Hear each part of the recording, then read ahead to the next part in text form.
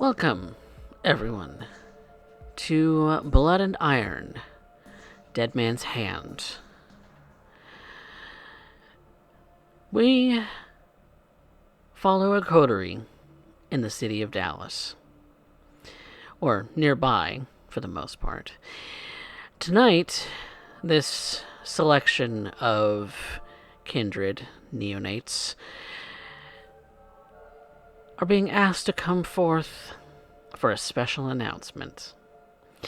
A special announcement that they have had a part in successfully garnering for themselves, as in the previous night, they answered the call of their prince. The job was simple. Find out what happened to Primogen Brucato, as she had not been heard from in over 3 days. Which is unusual, since Primogen Council has meetings fairly often, from what is told. And so going no contact from anyone within her domain or from the Primogen Council was unusual, and with no warning. And thus, this coterie was assigned the task to find out what happened to her. Upon going to the city of Arlington, finding her meeting spot, her typical meeting spot, finding it completely trashed to hell, the coterie stumbled upon a lockbox hidden away in the floorboards. And upon opening those floorboards and opening this lockbox, found a set of keys with the tag for a local storage facility. They went to this storage facility and found themselves in front of one of the court's hounds. And once the hound had opened up something behind in one of these storage units, they were instructed to take a note back to the prince. And thus, the four of them are to appear in front of Elysium to receive a special appointment, as it seems the note left may have just appointed them as their Brucato's stand-in for the foreseeable future. Or at least until a new Primogen could be appointed to the Reclaimed, as the Reclaimed are those of Bruja, Gangrel, Thinblood, Caitiff, Ministry, the trash of the Camarilla, as some might see. And so, on this new night, Elysium has been called. Any vampire or thin blood is to appear in the city of Dallas tonight at a local museum in one of the banquet halls. And that is where we find our four individuals for the night. So let's get some thoughts, as waking thoughts, from each of these kindred as the sun comes down and the burden of their new position weighs upon them. Anna, possibly the meekest of all the individuals in this coterie, why don't you give us some of your thoughts? I wake up in a small motel room that Dr. Vale has been providing for me during these recent nights since we got to the city. I sleep in the tub for the day and As I crawl out, I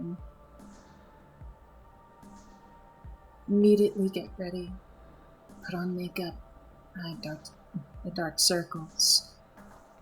I put on some eyeliner, maybe a little lipstick, and I always put on the perfume.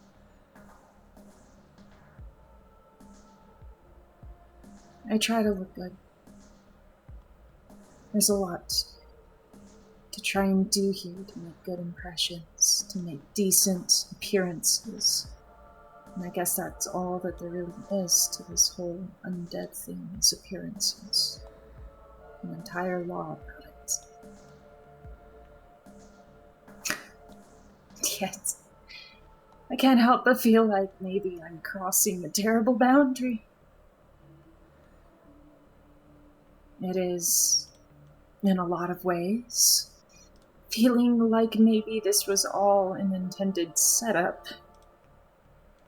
It's hard not to think of it like that, when all I had to do was show up and do what I was told. And now, I've got a massive target on my back by the label of some grand title. Primogen. Everyone's gonna know it.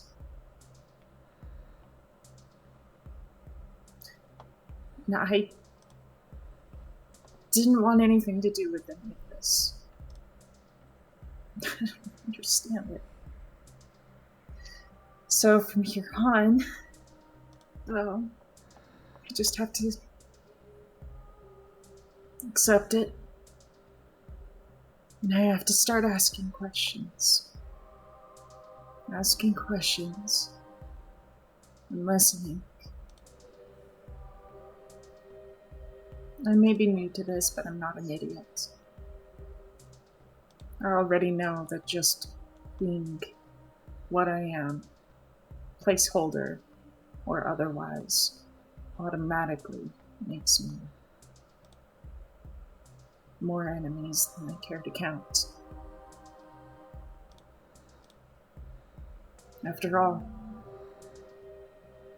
I'll be entering the room of predators.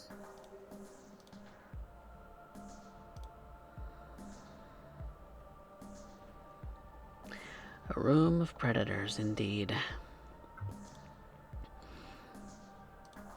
A great number of them, from what you can understand, as kindred from the whole of Dallas-Fort Worth area will be coming to this place. Which leads us to Kane.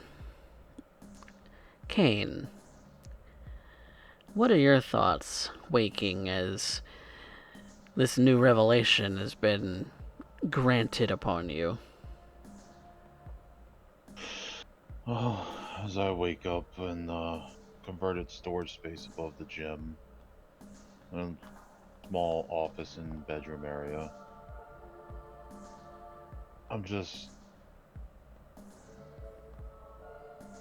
I don't know how to take this. I've never really had this kind of position. I don't know if we're meant to be there to stand up and protect them, keep them in line. I guess, aside from just the definition of it, I don't actually know what a primogen does. I was never really instructed on the sports. That wasn't really why I was created. But I will have to learn quickly. Because I doubt that the prince will suffer a fool.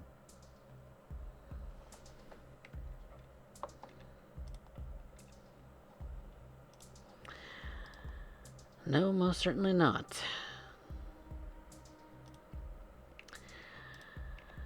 And then we have Alexandra. What are your thoughts here? She wakes up in the evening to smells wafting up from the store below, the scents of incense and perfumes and paper and all kinds. And she runs through in her head her 10 rules. Center yourself when performing, cleanse your energy field, clear the path, eat properly, breathe clean air, take regular exercise, sleep restfully, expand the love in your life, have faith in your power. And the one that stands out the most in her head right at this moment is take responsibility. She is thinking over everything that happened the night previously, the meeting with the hound, the suspicious circumstances behind the Primogen's disappearance, and their own appointment. And the fact that they may well have been set up. This is always going to be a lingering thought in the back of her mind. And yet she can't help but feel that there is a bit of fate at play here. She will have to lean back on her days spent watching her sire, Allison, one of the heads of Rockhampton, and her days watching Malleus as he moved about Brisbane, taking part in his position as regent and a member of the Brisbane court. She's really going to need to rely on that now. But it's going to be an interesting journey. They have a literal infant amongst them. They have Shriek, who is a little bit insane, and then they have their Nietzsche. This will be an interesting time.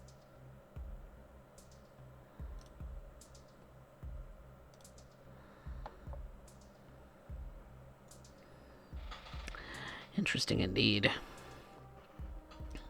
And then there's Shriek. Lovely Shriek. What are your thoughts waking up this evening?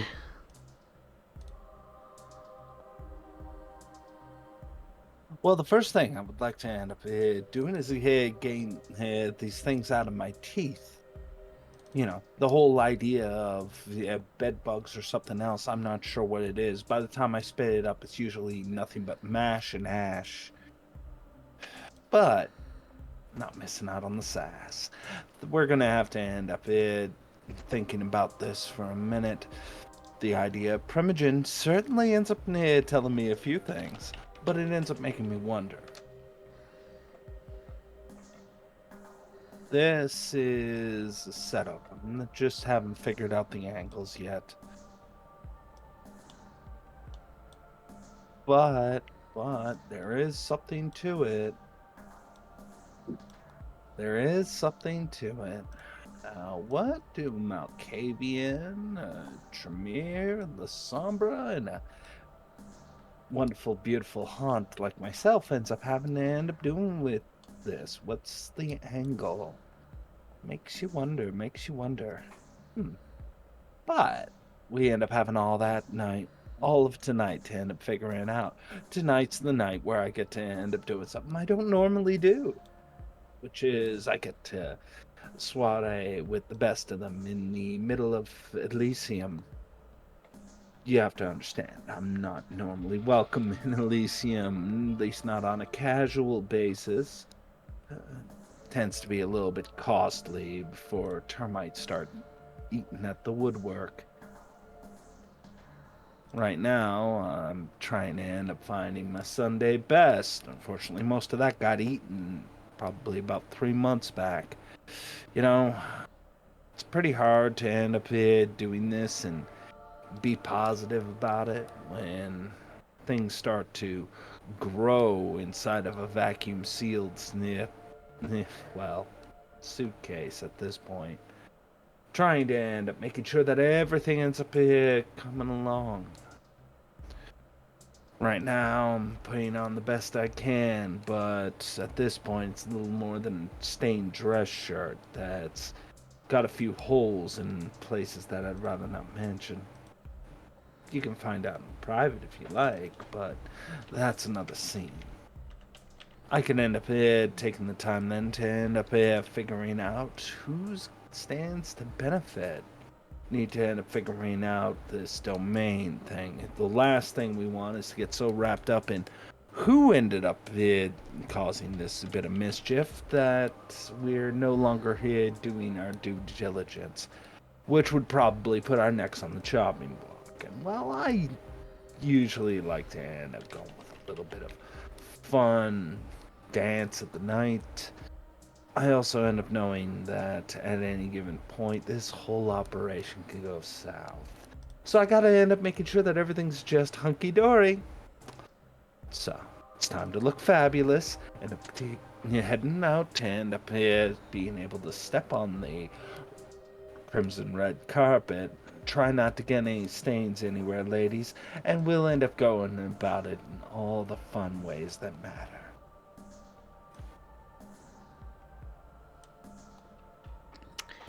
Indeed.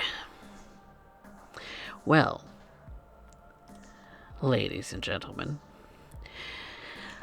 please make rouse checks as you wake this evening and make your way towards the museum where Elysium is being held tonight.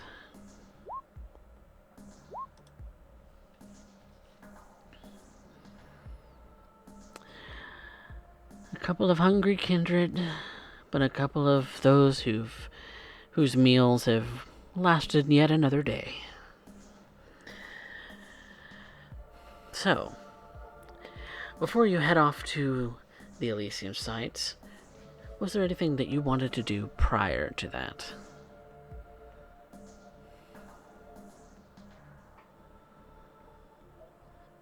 I wanted to check in with my sire. I wanted to know if maybe she might have some insight as to some people I should speak to. She is willing to kind of escort you to Elysium and kind of give you the rundown on the way. Let's see. Who might she feel that you should speak to?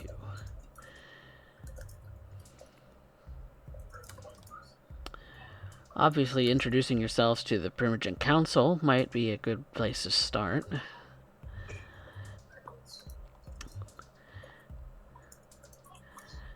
The whole of the Primogen Council and all of the city of Dallas is said to be mingling in and out of this place from start to finish, all night tonight. So you would have sort of your pick of who you would want to talk to, whose face most interests you, whose story most interests you.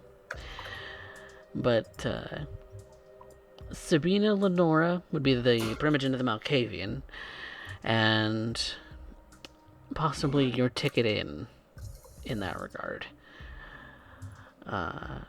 Sabina Lenora? Lenora, Lenora. Primogen Lenora.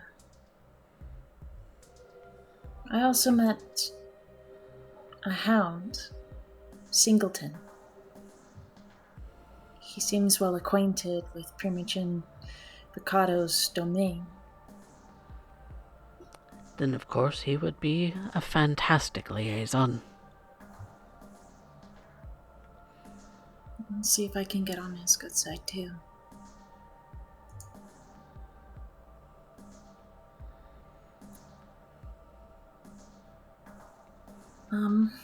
Other than that, the people that you will be sort of overseeing would be another good place to start.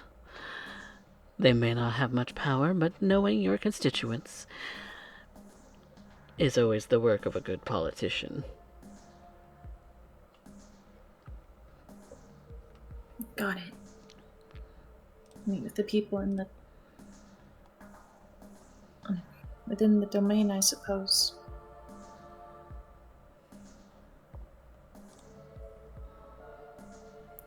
I will try. I'm not certain how they will take to someone like me, but if anything else, I can rely on the rest of the coterie. The other primogen, as it were. Thank you, Dr. Vale. I think you will do just fine, my dear. Thanks. I hope so.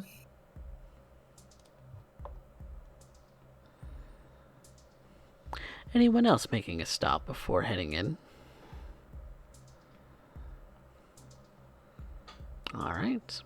Since it was convenient for Anna and Dr. Vale to arrive together, they arrive in the same vehicle, where the rest of you are free to arrive as you see fit, since you don't necessarily stay in your sire's domicile, as Anna does. You all come in your own vehicles.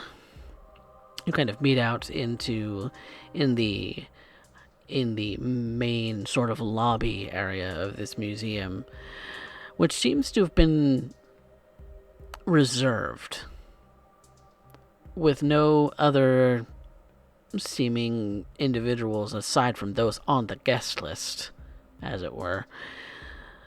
It's a private event. And since you're in the lobby now, you are greeted individually by a woman. A woman who seems to have a clipboard and a sheet of paper on it. Seems to be sort of looking up and down at you all and kind of cocks her head and says, "First timers?"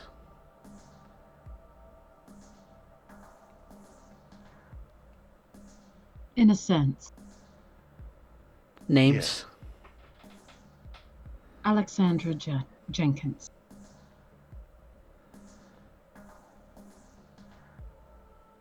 Arcane Tenebris.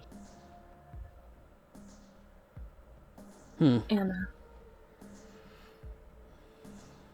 She seems to be kind of writing each of your names as you go by. And she looks over at you, Shriek. Hi. They call me Shriek. I can see why. Flattery will get you everywhere. Yeah, flattery gets you nowhere with me. Please step through. And she kind of points over to these. It looks like a metal detector archway. Is any of you carrying anything in metal? Pocket knife. I imagine Alexandra takes off her jewelry that she's wearing. Anna also taking off her jewelry. Wallet chain. Mm-hmm. And Kane, you said a pocket knife? Do you pull it out before going through the metal detector archway? Yeah, I would put it in like a basket that they always have. It's supposed to empty your pockets. You'll get this back when you come out. And she takes that basket and kind of puts your name on it and in Sharpie marker, and then sticks it into behind the counter somewhere.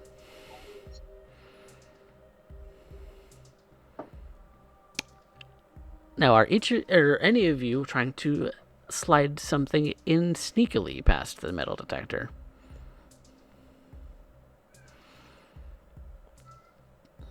Not I. All right. Nope. Then you are all screened, and you pass through with no alarms. The ladies and Shriek can reclaim their metal jewelry. and you are free to enter the sort of main event area of this establishment. And what you find in this sort of banquet hall is that there have been pulled out specific furniture, couches and sitting areas and everything of the like, and it is well decorated to be a sort of nice sitting space where it's not really necessarily an eating a place to eat where it's got tables and chairs and things of that sort. It's more of a conversational sort of room, kind of quite large because it is kind of in the midst of a sort of banquet hall, but it's large enough. It looks like that it could seat it could house several hundred people in this room very comfortably. And some guests seem to have already arrived, a lot of which you have no idea who they are. But of note, the people that you would know their face, none of them seem to have arrived as of yet. You're kind of walking into a room of the unknown. So, Dr. Vale does enter shortly after all of you do, and eventually your sires will become present in this space. But for now, that's really what you see is a lot of faces you don't know, and only a couple which you do. Coffee? I'd like to take advantage of one of my lore sheets. Sure. Breaking the static too. I think I have it. Mm-hmm. Or the cobweb too. My bad. Do I? I have one. I have two. Yes, shared condition. I'm looking for the Malkavian primogen, and I have the ability to automatically discern others of my clan. Other Malkavians in the room. Well, other Malkavians in the room currently. Well, of them, you would know Dr. Vale. Kind of go down the list here. You're just like, hold on, I gotta pick them out. Well, because some of them I hadn't actually put on the board, but they are here. One of which is this fellow. Oh my god. Let's see. Another of which is this lovely individual.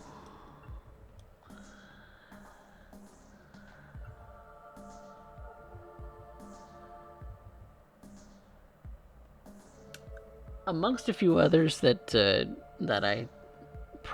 probably won't be super terribly relevant, but these are the people who would possibly be of note in the city as a result. Some kind of sense of importance, possibly self-deluded importance. Maybe kind of has them sticking out amongst the voices that you see amongst you, and of course, the lovely Sabine and Lenora.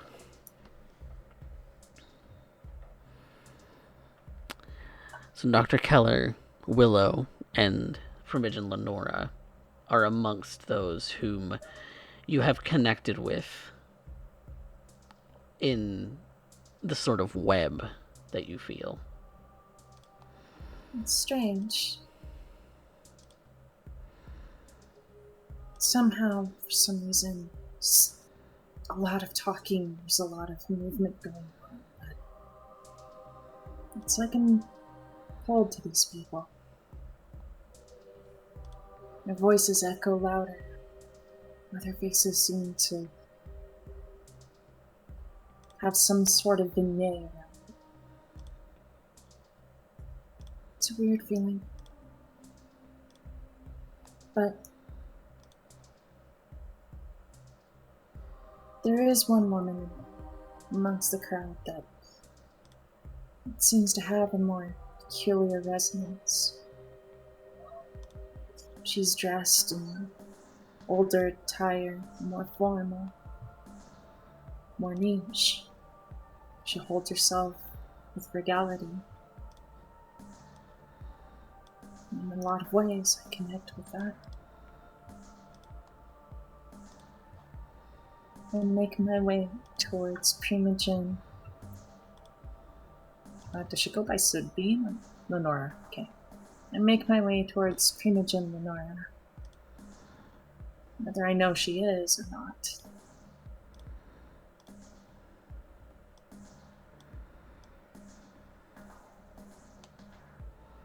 All right. So Anna is going to go. You just see her walking off. Mm-hmm. Immediately starts walking off. Shriek, there is one person that you immediately recognize as soon as they walk in the door. And her name is Jade. Oh. Well, isn't that just fabulous? Hopefully she's too busy preening after her long lineage and trying to end up finding somebody's boot to lick to end up being too distracted to end up finding me. Well, we can be grateful for small favors at the very least. Here's hoping, anyway. You also do recognize as soon as Miss Morin starts coming into the room that she does have. She does seem to have a bit of an entourage with her when it comes to little bits of vermin.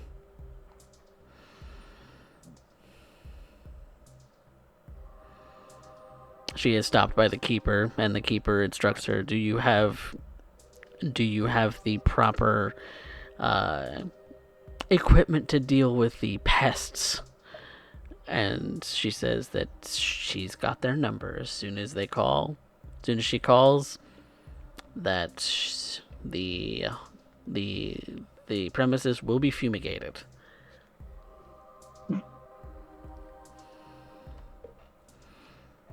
So glad to end up making sure that Dallas is the finest in pest removal and control will forever be indebted to us. Like I need to be reminded of that this evening. This is just going along swimmingly. And of course, you recognize as soon as he arrives, Primogen Bull. Primogen of the Nosferatu. A man who always seems to have a distinct sense of disdain on his face. Maybe it's just you, maybe it's just everything. I just ended up presuming that he was naturally that charming. Who knows? I might be proven wrong. Who knows? Who knows indeed. Of course, Miss Morin kind of relegates herself to a corner to try and keep the vermin infestation to a minimum, as it seems that most would probably prefer not to go near her.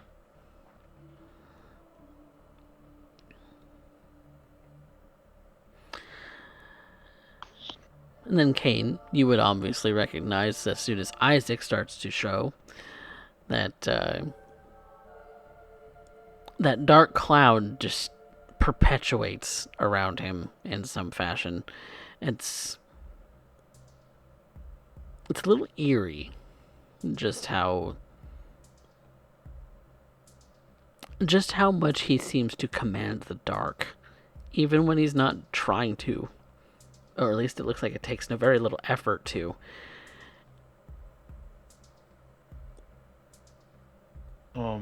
I have a question. Sure. With my lore sheet, would I recognize anybody else in the room? What does your lore sheet entail? It is a fight club. I think it's from Chicago. I actually run kindred fights, and people settle their grievances. It's not always liked by some of the higher ups, but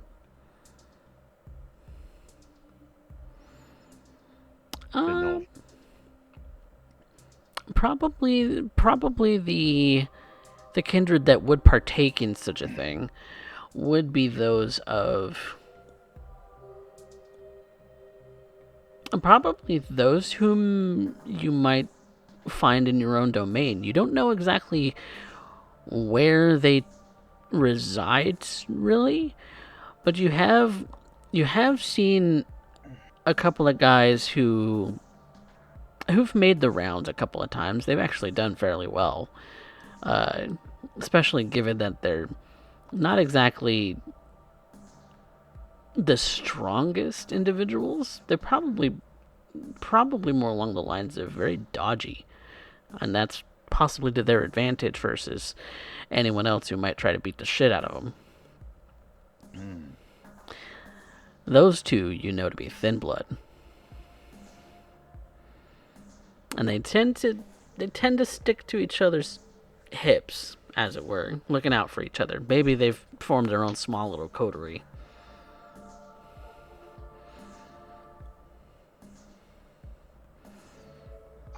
I'll walk over and talk to Isaac before talking to them. Okay. Just check in with my sire. Okay. So we have Kane going to talk to Isaac. Are you headed anywhere, Shriek, in particular? Not in particular. Kind of relegating yourself to a corner? Yeah. I don't exactly end up finding myself allured by the current company. And I very much doubt any of them are interested in anything I have to say just yet. At most, I might be looking around more interesting topics, listening in, trying to ascertain the mood for the evening, if not particular interesting tidbits for the rest of it. Doing a little bit of wandering around and overhearing. Okay. Alexandra, you would see Balthasar arrive. A little later than some of the other sires, but what's a Tremere to do? Maybe busy on a project or something that had him held up for a little bit tonight.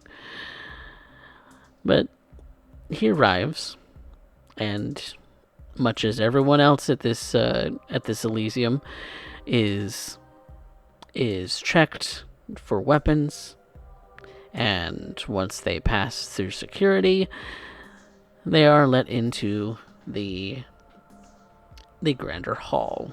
And you do see that other individuals around the area do start to kind of mingle or pair off, or there's certain individuals who are staying by other sides. It's kind of a mixed bag. It's a little bit of everything here. Alex would make her way over to Balthazar, and she would step up beside him and tuck her arm through his. And then, of course, for each of you, your primogen, whom you know, would also be present. And so you're headed over to speak with Balthasar, and Kane is headed over to speak with Isaac. So, I think first things first is we'll check in with Anna. Anna is going to go speak with Primogen Lenora. She just seemed to be in the midst of a conversation with someone as you're walking up, but she quickly dismisses them from her presence as you begin to walk up. Once it's clear that I have her attention, I'll go ahead and do a polite bow with my dress, sort of a curtsy. Good evening. Hello. If I am correct, you are Primogen Lenora, correct? I am. And you're Anna. Clan Malkavian, child of Dr. Rhiannon Vale. Yes. It's a pleasure to finally meet you. The pleasure's mine. It is rather bold for a fledgling to walk straight up to their Primogen. I thought it only polite that I have a formal acquaintance to you, ma'am. And without your sire. Unleashed already. Perhaps sooner than I feel prepared to. But I suppose that's just the nature of the city. Everything is as according to plan. Always on the time-keeping schedule. You cannot wait for me or how prepared I am. Indeed. A lot of things are changing.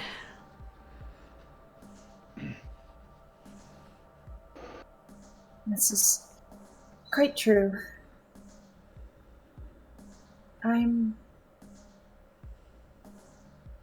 Though I have to say I'm quite unfamiliar with changing from what to what.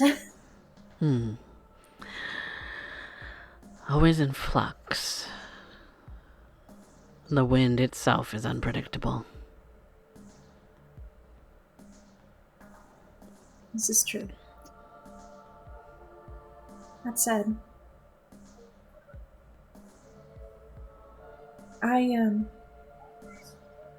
imagine I will be having many questions for you at a given point in time, but for now, more than anything, I'm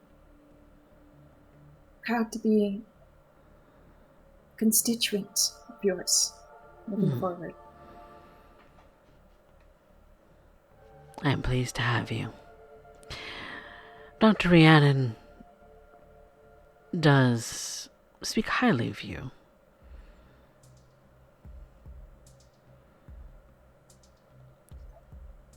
It's what I've been told by a few.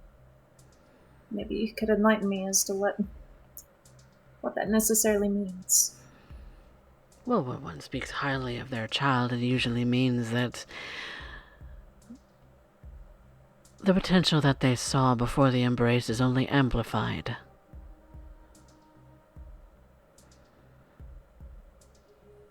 I see. And in the case of Malkavians, sometimes it is a matter of purpose.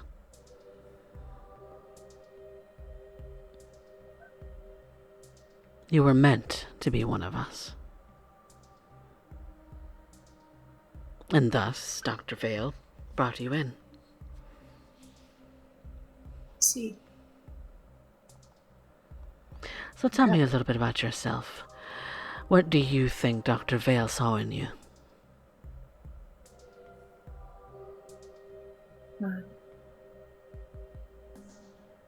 I think what Dr. Vale saw in me is Maybe someone who is a little more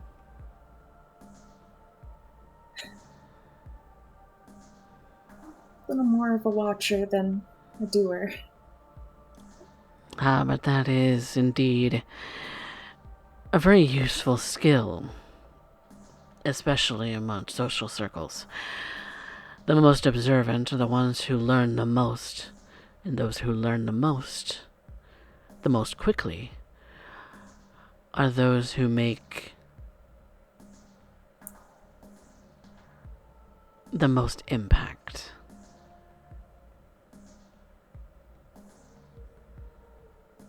Do you think you'll be making a lot of impact? It's hard to say. I've been told many things of what I should and should not be doing. My preference is to not make any ripples or waves that I can't necessarily control. But if I can do right by others, then I think I would be pleased with the outcome of that. Do right by others. Very interesting take. Well, you certainly seem to be very well spoken. And perhaps determined. You might not want to make waves, but you will. And when you do, will those waves knock you over, or will you stand resolute? That we have yet to see. You are still new, after all. Yes. But your concerns are my concerns. And you have a presence about you.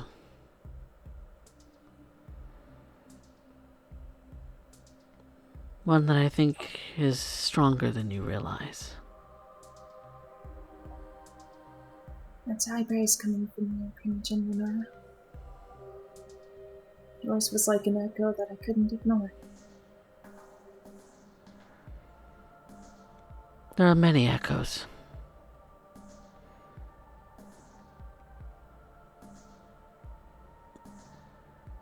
Many, many echoes.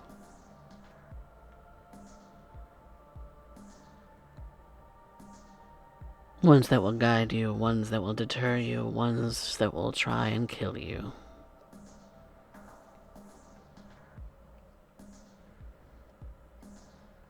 Beware of what voice you listen to. Make sure that it's your own. That's something I've also learned of our clan. I won't take your words lightly. Good. Well, you are certainly a brave individual. And I saw that you came up alone. Is it wrong to do so? No.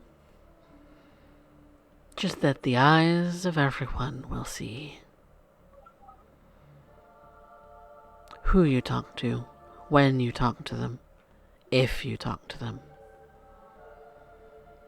All of it is being observed by every single pair of eyes in this room. And those eyes which are without.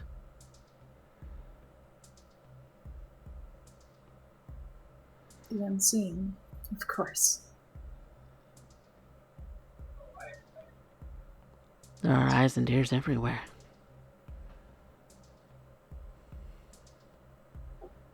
Watch your back. She turns to walk away. Anna gives another polite curtsy as she does, whether or not Primogen Lenora sees it. And almost seemingly on cue, she stands there for a moment. The hair is kind of raised on the back of her neck. She grips her shoulders and looks around the room to see just everyone. Including Evangeline across the room.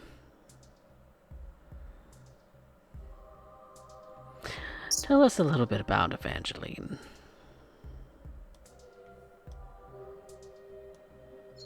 Evangeline. I've had some strange encounters with her before. And only strange encounters. She was there in Elysium when I and Dr. Vales first originally introduced ourselves to Prince Warsi. The circumstances for which she was there, I'm unaware of. She seemed to be speaking with elders, I think is a good way to put it. Other kindred. It seemed like she had a conversation with the keeper at the time, as well as the sheriff. And that is concerning. At least for me, on that particular day. Shortly after our introduction, on the night that I was just managing in the city, shall we say, she did approach me. And it isn't to say that she was aggressive or conflictive, but too many questions. Too many questions, and something that made me concerned. Something that seemed conflictive. She mentioned she was curious about the newcomers. But a lot of her questions seemed to be revolved around making some sort of statement. Like she was blaming us for something. I still haven't figured out what. But I get the feeling that I'm not really her target. I'm just a pawn. No. Everything about her questions was about Dr. Vale. And I don't like that.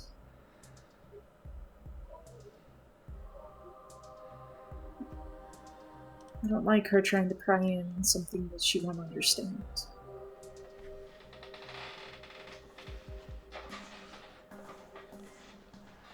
And again, even here, her eyes pry.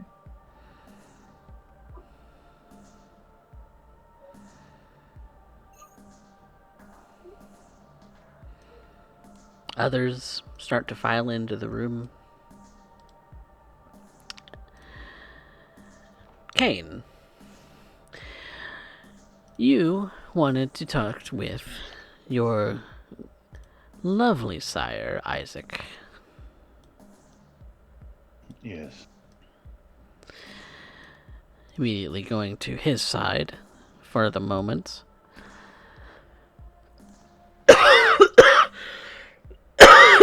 He sees you walking up and kind of gives you a bit of a... He holds his hand out for you to shake. Well, of course, take it and shake a nice firm shake. Mr. Tenebris.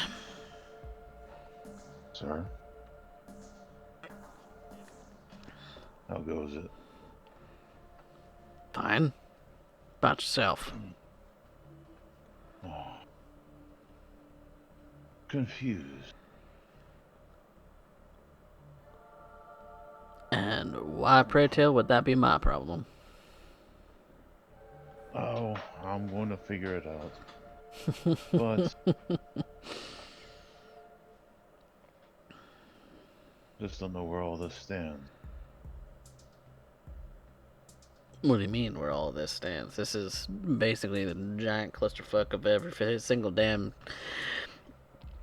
canat that ever lived. In this city, anyway. I've never really been here before, though. To the museum? No, to Elysium. Well, it does change from place to place sometimes, so I can kind of get why.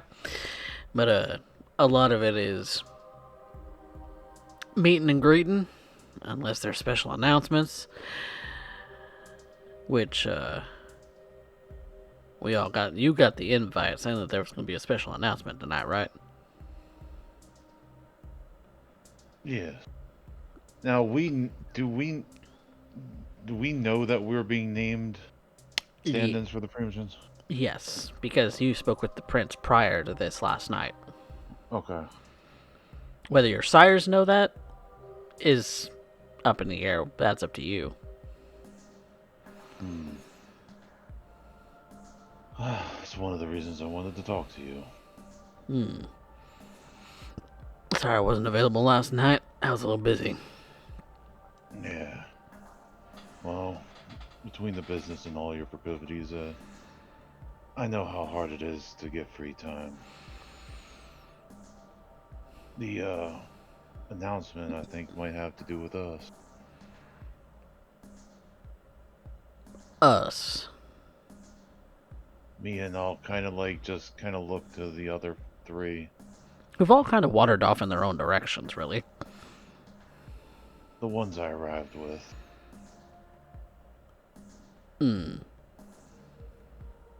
Alright.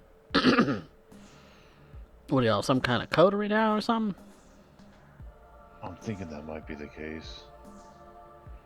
But more importantly, what the hell does a Primogen do? A Primogen. You're barely out of diapers and you're already asking about Primogen? It might be important. A Primogen. I'm giving you this one for free. A Primogen basically represents their clan. Our Primogen is Mr. Swenson. Mr. Swenson listens to our gripes and concerns and whatever bullshit we want to feed him, and then takes that concern to the prince during a Primogen council meeting. And it's a whole lot of politics and bullshit that I really ain't got time for. Understood. At least I get a little bit more of a idea now. Much as you're coming to me with your concerns, if I thought it was pertinent, I would then take it to Swenson. Then Swenson would then take it to Prince Ganessa Warsey, and so on and so forth. And whether it actually gets addressed or is important enough that your concern the Prince addresses directly, well, let's just say that's a special privilege.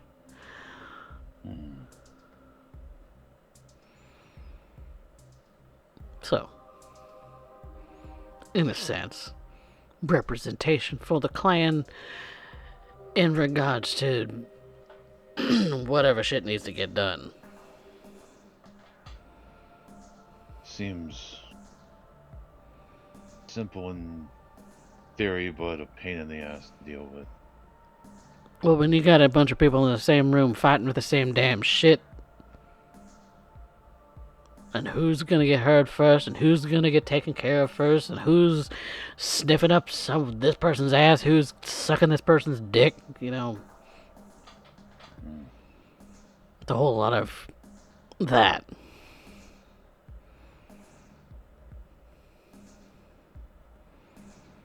Well, I guess I'll have to get used to this. What's that supposed to mean?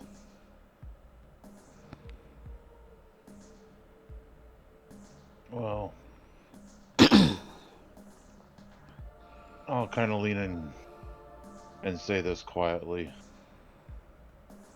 We have been named Primogen for the clan list for the interim. No shit.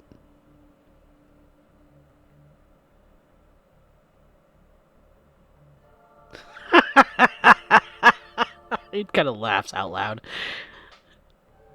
I Man, have no idea why either. man, you had me going. Don't you dare fucking do that to me again. I'll just give a smirk.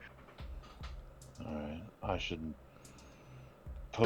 make rounds. Don't be playing like that. You're still some kind of crazy ass motherfucker.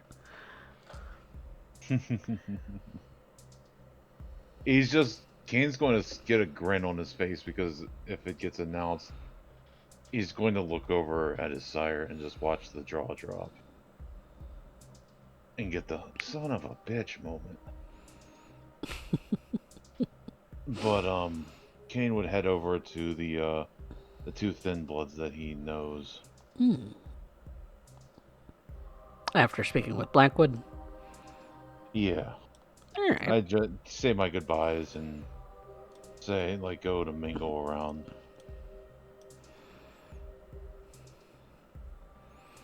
And of course, these two characters have kind of relegated themselves to the back of the room. Much in the same way that Shriek does, but they don't go anywhere near Shriek.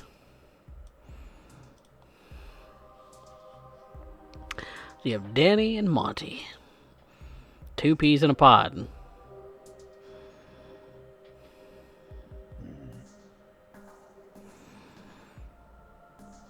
Hello, boys. They both kind of in unison say, "Sup?" Well, it's nice to see a familiar face or set of faces. I guess it's kind of a good thing that we see a familiar face too, because we don't know anybody in this goddamn room. Yeah. I'm kind of out of my element as well. I'm not used to the glad handing and all this. I guess it's a skill set we're going to have to develop.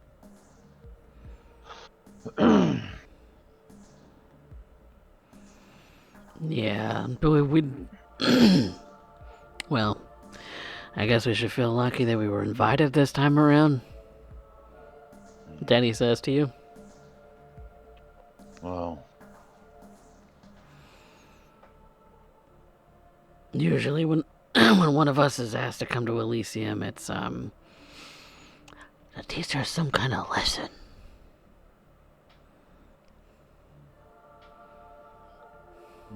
I don't think it's that this time. You don't think one of us is gonna get disappeared by tonight? Monty says to you with a bit of a concerned face.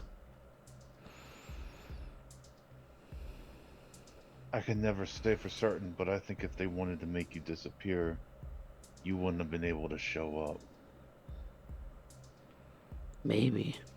I don't think they fuck about like that. Unless you did something really stupid and they want to prove a point.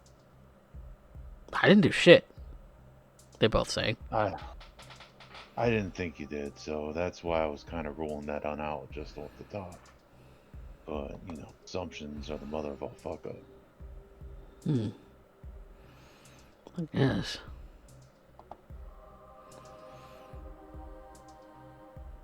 As many people as are walking into this place, though. Something big's going down, Kane. I don't like it. Yeah. We'll have to wait and see. But, like I said, I don't think they called you in just to 86 you in front of everybody. Like you would. It's happened before. They don't generally do it without cause, though, I don't think. That isn't what they did 2 years ago. 2 years ago, a bunch of us got drug up in front of the prince, and he himself chopped their heads off. That was, correct me if I'm wrong, that was when the anarchs were purged? Yep. That was, I think, more war than just politics. I think it's just a matter of time, Danny says. Oh.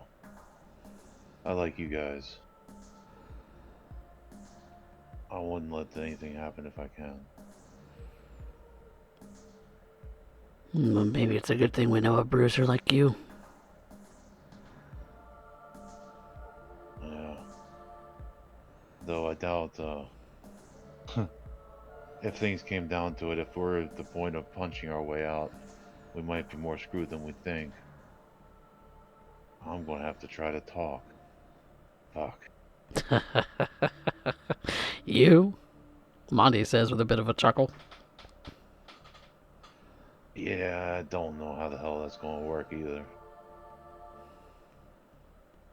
But we'll see. If you guys need anything though, just I'll stick around. Thanks, I guess.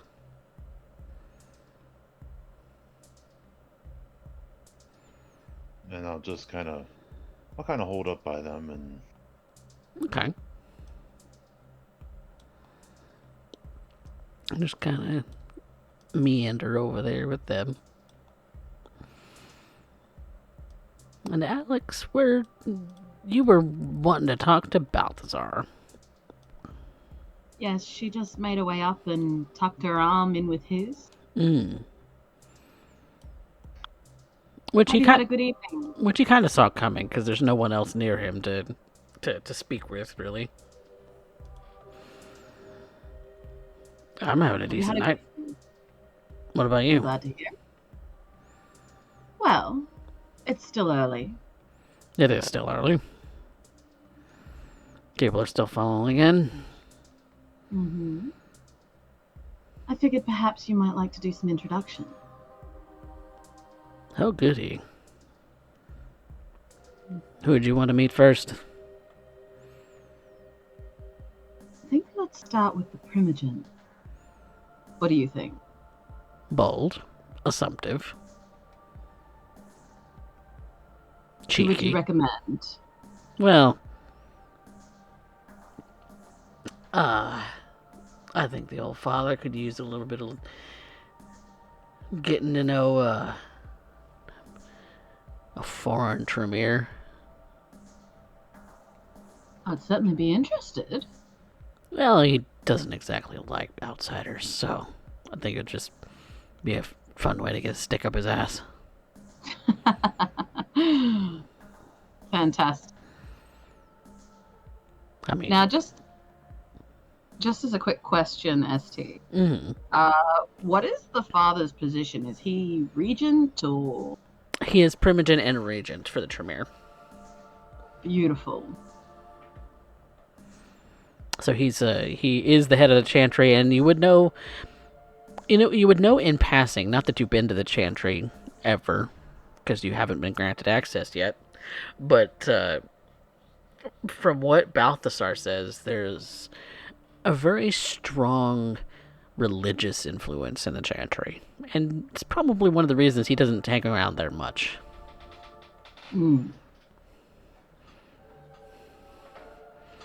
Very well. All right. So the two of you kind of walk over to Father Edwards, and he is dressed in the sort of style of a Catholic priest, where he's got the full sort of robes and the big cross crucifix on his neck, and all the sort of adornments that would be present for a manifestation. And you did see that he was he was in conversation shortly with a nun of all things, who had arrived shortly after he did. But she has since wandered off to have other conversations, and just as you and Balthazar are walking up, and Father Edward says, "Balthazar, Father Edward, might I introduce you to Alexandra Jenkins, my pupil?" You see that the father just kind of eyes you up and down. "Alexandra, are you wearing anything different from your usual garb?" She would be dressed up a little bit more. She's still wearing black. She of course has her crystals around her neck. But aside that, she probably has maybe a Tremere symbol somewhere on her person. Maybe like a brooch or a clip or something like that she got from Malaeus a long time ago. Okay. Yep. Okay. But aside from that, so sort of just a black sort of dress. Yeah, black, long sleeved, relatively covering. "It's a pleasure to meet you, Miss Jenkins." He puts out his hand for you to shake. She takes his hand just lightly and says, "Pleasure is all mine, I am sure." Regent Edwards? He gives you a slight nod. I am very pleased to meet you. "Yes, I've heard that you've come a long way to study here in Dallas, and, well, I hope your studies prove to be fruitful." Indeed, the information that we have in Brisbane is quite limited, being so far away from the rest of the clan. "And that is your intention, to go back home, as it were?" Eventually, yes. As it stands at the moment, though, I would like to learn as much as I possibly can from our fellow clanmates. Interesting. Well, as of yet, I will say that your studies are more to be focused one-on-one with Balthazar, and continue to do so in that regard, as you will need to earn your station amongst the chantry. Of course, Regent. I'm sure your fellow Tremere in Australia would have shared similar sentiments. Yes. But I do look forward to getting to know you and the rest of our clan in this wonderful city. Eventually, young lady. Eventually. I look forward to being in your capable hands, sir. Should you need anything, Balthazar will know how to reach me. Of course. And he kind of excuses himself from your presence. She gives a slight bow as he does, and she looks to Balthazar with a little bit of a grin. Well, that could have gone better. Told you. Really doesn't like outsiders. He doesn't like anybody, really. But outsiders specifically. Well, I'm going to have to make a change with that. I'll have to make him like me. I'm the likable sort. Sometimes. No, if you want an in with him, his prized pupil Evangeline, she's the one to get to know. I will keep that in mind. Is she here this evening? Yeah, and he kind of eyes over in her direction. And get on her good side, she might actually put in a good word for you. Interesting.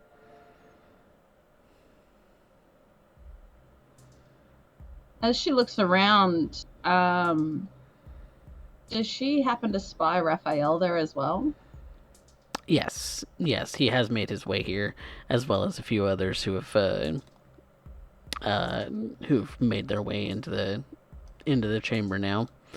Amongst which is the Primogen, the sheriff, and the harpy, of all things. Interesting.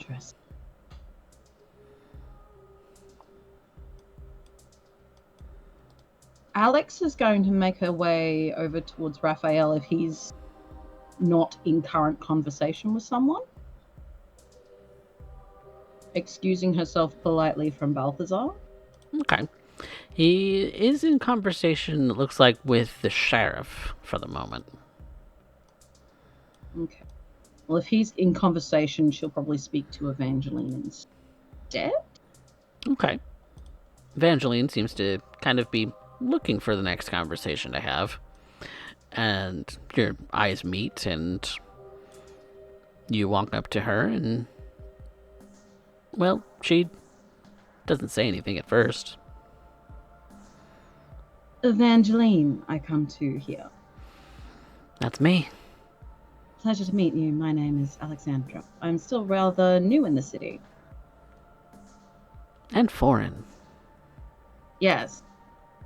Very much so. I mean, it's obvious by the accent. Australian. Interesting. What's Australia like? Hot. Very hot. And busy. And I could relate to the hot. Well, I was meaning more along the lines of, what's it like as a kindred there? Interesting. Everything is interesting. Low population of people means we need to be very careful. I imagine the entire country takes the masquerade very seriously then. Certainly try to. Prince Maylin certainly does not pull punches. Maylin, that's not a name I've heard before. Well, being an ocean away, I wouldn't expect so. I like knowing things. I like knowing everything. Oh, me too. I'd say we're going to get along swimmingly. We just might. Or we might be rivals, you never know. You never know. I hope it's the former. So, do you have something that you would like to know? I'm always willing to feed curiosity.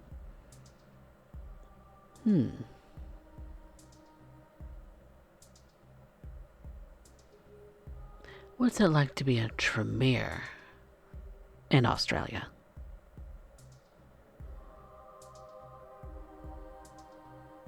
Not much different to being a foreigner here, I guess. On the outside. Outsiders, interesting. What's it like being a Tremere here? Between you and me,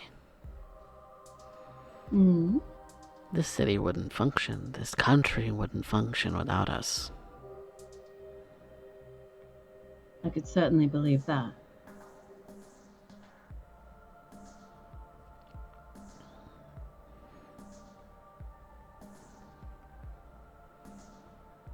The kinds hope of things to that we research, the kinds of things, the kinds of breakthroughs, the kinds of knowledge we uncover and protect for the Camarilla. Well, I doubt it would be in more capable hands.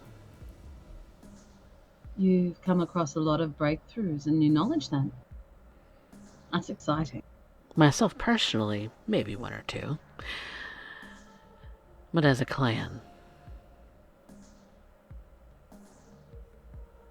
as a clan.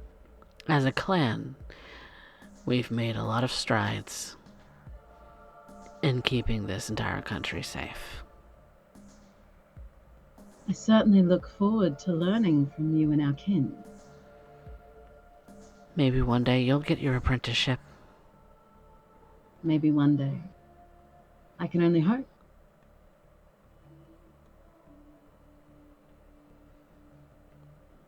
I can only hope as well. Alex would hold a hand out to her in order to offer a handshake. And she handshakes with you. I certainly look forward to getting to know you, Evangeline.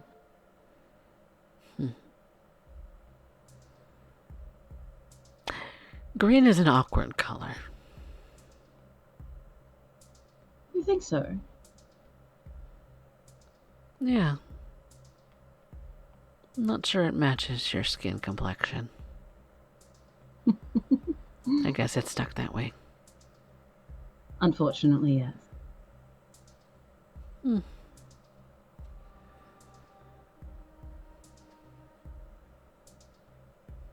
Although, bringing a bit of colour to your personage might help with your appearance too. I try not to make waves. Shame. Sometimes waves can introduce interesting things. And chaos where it's not needed. Perhaps. Or perhaps chaos where it is needed. This city doesn't run on chaos, Jenkins. No, it doesn't. It's clockwork. Sometimes chaos is needed for law to function.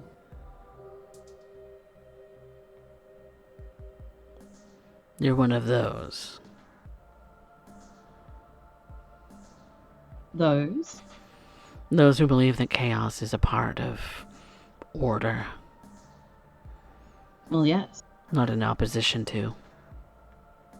A part of order, just the same as order is a part of chaos.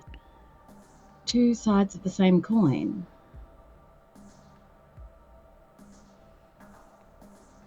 I've always found them to be in opposition of one another. Interesting. And I take you function specifically by order.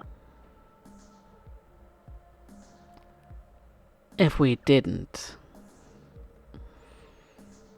then Prince Warsney would have chaos on his hands. I see. I shall have to keep that in mind.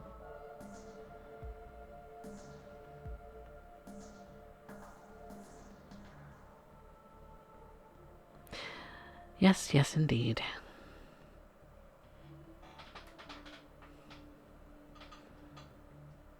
By this point, how is the rest of the room looking? Make an insight check. A wits and insight.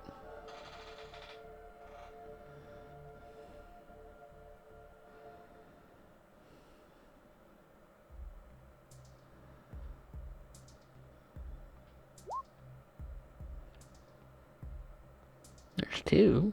You want a willpower? Oh my god, yes. Oh, it's gonna be like this tonight. I can see it. Yep, it is. It's 2. Oh god. There are a lot of people in the room now. A lot of kindred have filed into this room now. And to get a beat on all of them would be difficult. So you instead turn your focus a little bit to Evangeline, and you follow her eyes a little bit, and her eyes kind of wander in the direction of Anna before going back to you.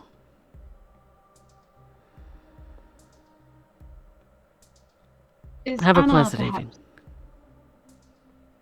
Yes, you too.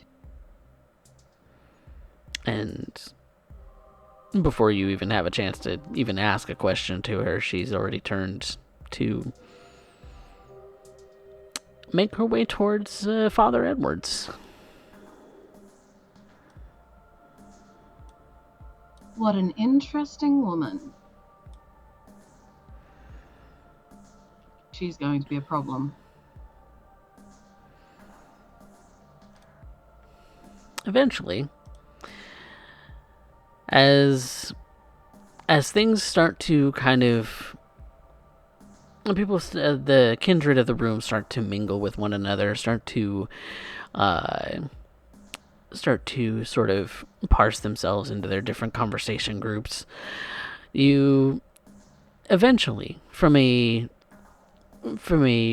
sort of back room area, the Prince Warsi, in an old military uniform, still with the hood and mask, comes out of a back room, and this uniform is old, something maybe turn of the 20th century, but it is pristine, as if it was made yesterday. Not a single bit of it actually looks like it's out of place. And as he comes into the room, there's sort of seat kind of designated where Prince would sit, and he takes that seat where the seneschal and the sheriff are close at hand. The harpy, the herald, announces the prince's presence, and the room kind of goes quiet for a moment until Prince Warsi seats himself, and then the rest of the room continues their conversations quietly.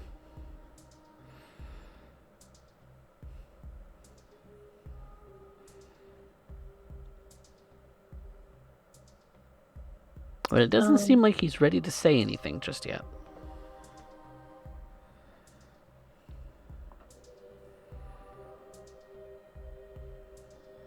So it does mean that there's a little bit of chance to mingle still.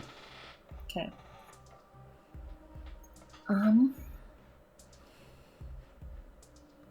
Anna, seeing Evangeline move over to a different group at this point, just trying to generally strafe away from her, wanting to engage. She sees an opportunity to speak with Dr. Ian Keller and this other new one. Yes, Dr. Keller and Petra.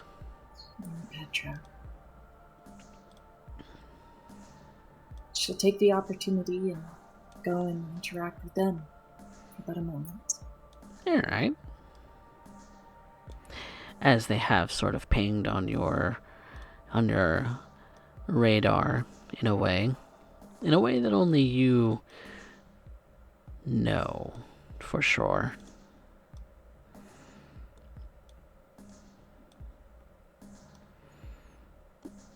Good evening.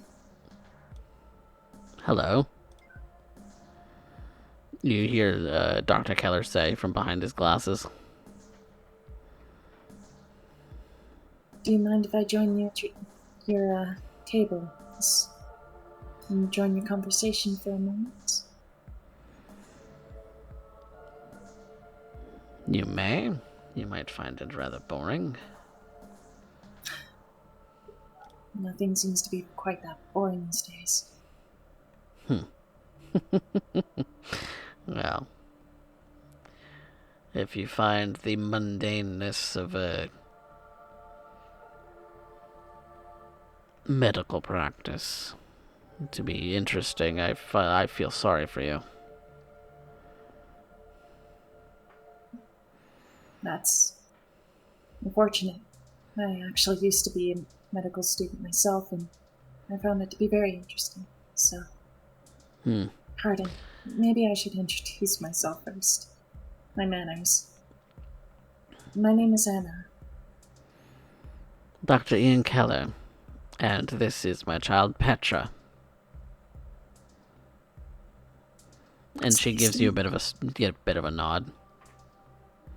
Anna will give a curtsy. So how can I help you, Miss Hannah? maybe it's a bit of an odd statement, but the two of you just seem to stick out to me a bit. Hmm. In what sort of manner? Please tell. You just did. I'm child of Dr. VtM Vale. Ah. Yes, Dr. Vale. Should have known. You seem hard-typed. I didn't know she had a type. Well, in the short period of time that I have known Miss Vale, she has a type. It seems you have a distaste for it. No, not at all. I just try not to keep my vision so narrow. Now you have me interested.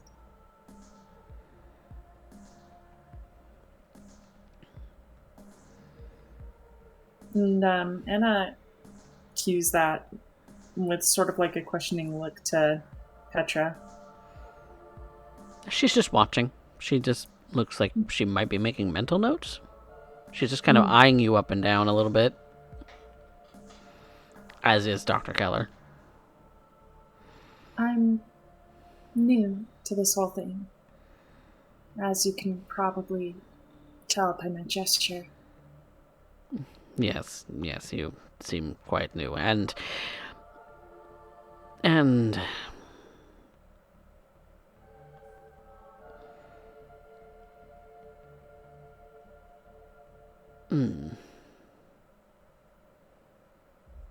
anorexia or bulimia?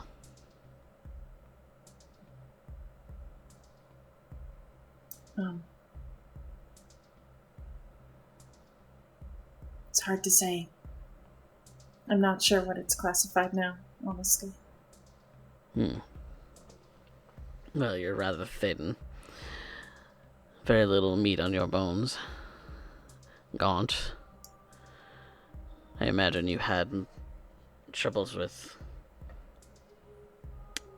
medical issues as a living being, did you not? Yes, that would be the case. It's rather evident on you, actually. To the knowing eye. Well, nothing I can do to really change it. No, I suppose not. But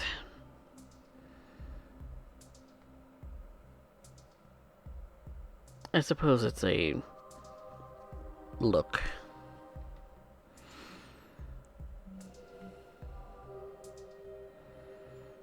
Anna just sort of gives, just like a little bit visibly uncomfortable with the comments on her body, her appearance. You say you're a doctor. Yes. I myself was studying in. Funny enough, I was studying in hematology, student units. I'm a psychiatrist myself. A psychiatrist. Interesting. Yes. It's sure. It's like it's a common profession. When you suffer from the same kinds of ailments as a part of your curse as the living world does with its, well, lack of. And those curses emphasizing the instability of those around yourself as well as yourself, it is important to be able to detach. To analyze yourself, to analyze others, get an idea of how they work. What makes them tick. Only then can you truly master yourself. Only then can you master the curse. I see. Is it common for those of our clan to carry on illnesses?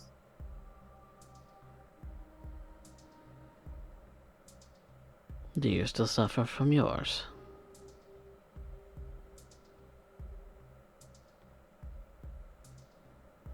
I don't suffer from anything, so Then I suppose you have the answer to your question. But if you truly wish to test such theories, I would be more than happy to have you at my laboratory.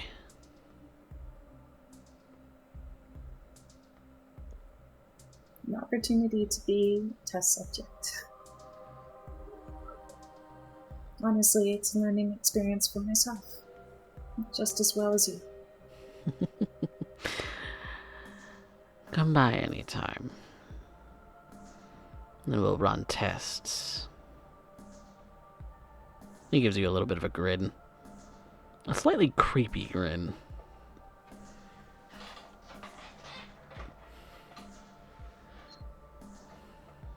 I'll have to take you up on that offer then, Dr. Keller. She will give a polite nod and bow. She will turn back to Petra and politely just nod again. It was good meeting you as well. Pleasure meeting you.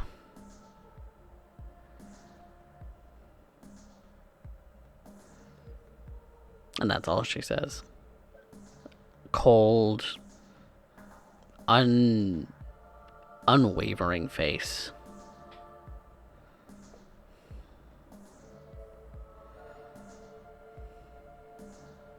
Anna's trying to figure out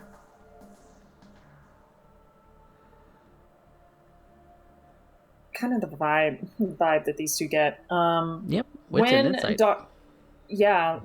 When Dr. Keller mentioned, like, we'll run some tests, like, was that, like, how nefarious was that? Wits and insight. Yeah.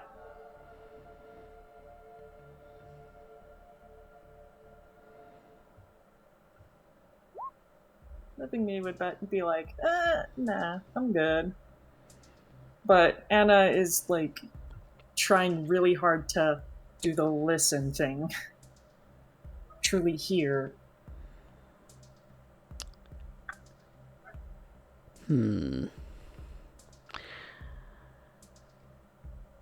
He does mean that quite literally. But how far those experiments go, he's kindred. Who even knows?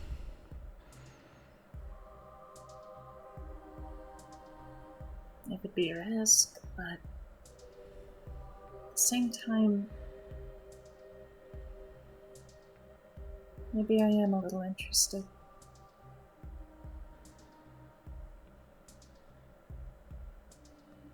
I'm interested in knowing precisely what... She looks at her hands. What this means.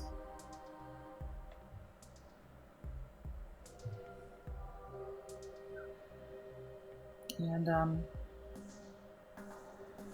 finally, with that, she is going to spot out Raphael, Mr. Singleton. Yes, Mr. Singleton. That's an actually familiar face. Yes, it is. Although awkward of a first meeting and encounter as it was. It's true.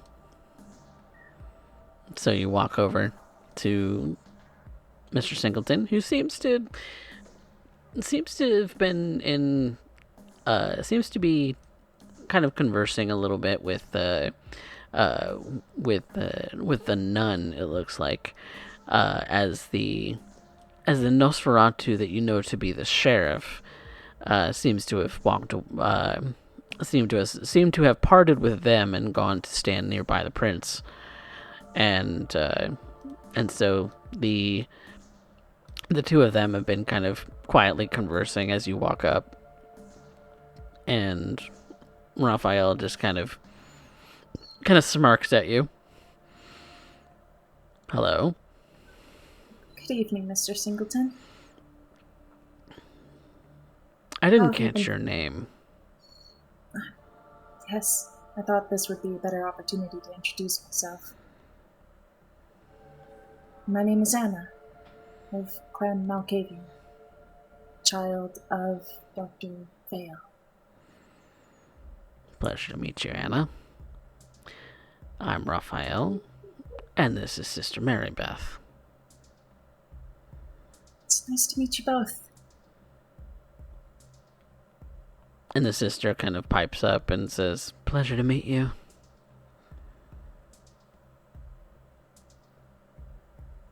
It's my pleasure. And then Raphael pipes up again. So what brings you over here this evening? I just wanted to have the opportunity to have a less awkward conversation with you. Circumstances last time were probably not the best of terms, but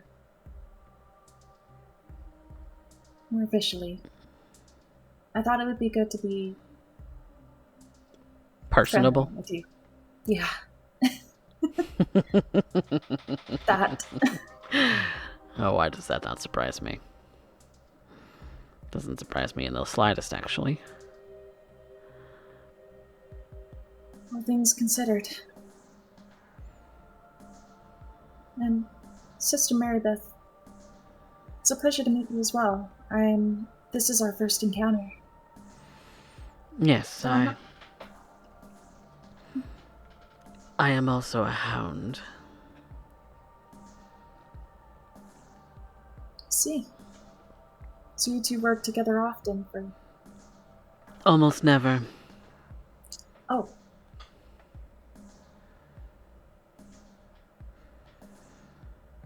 We have separate domains that we patrol.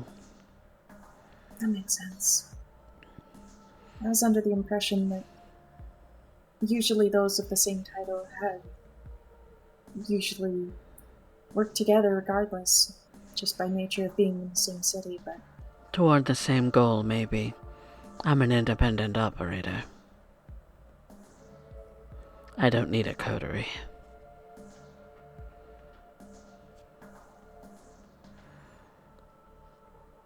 I imagine that makes you extremely talented. I suppose.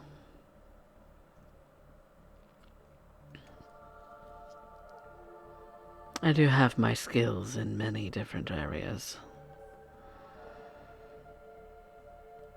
What about you? What do you do?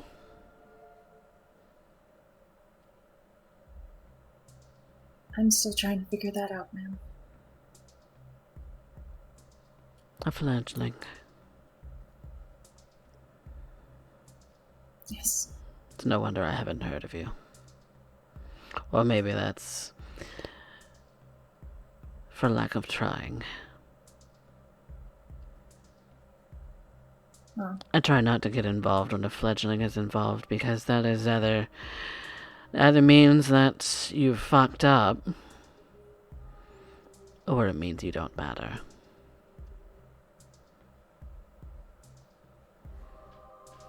In fairness, I believe one of those things is better than the other. Lesser evil. Perhaps. I hope suppose you never catch me fucking up. No, that's actually Cynthia's job.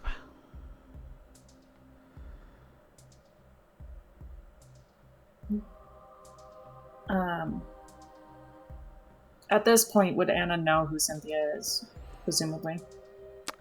You follow Mary Beth's eyes, and her eyes fall on the little girl who seems to be enamored with trying to keep busy with the keeper.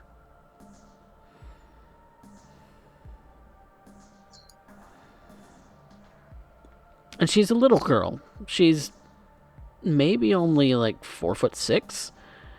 Maybe looks like she's like 8 to 10 years old at most. That she's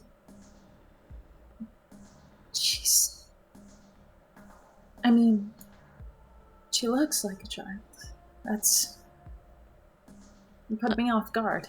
I guarantee you she's not.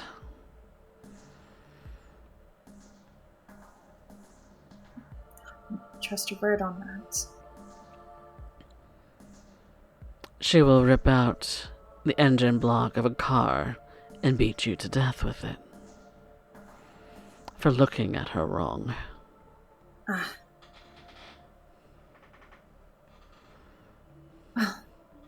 Well, she's unassuming.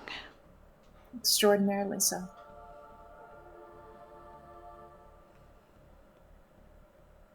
Like I said, I would prefer to just be not very important, as opposed to a troublemaker. That is indeed how you survive, but it is not how you thrive. No. Well, I suppose I should leave you two to your conversation. I have other kindred to mingle with tonight. Have fun.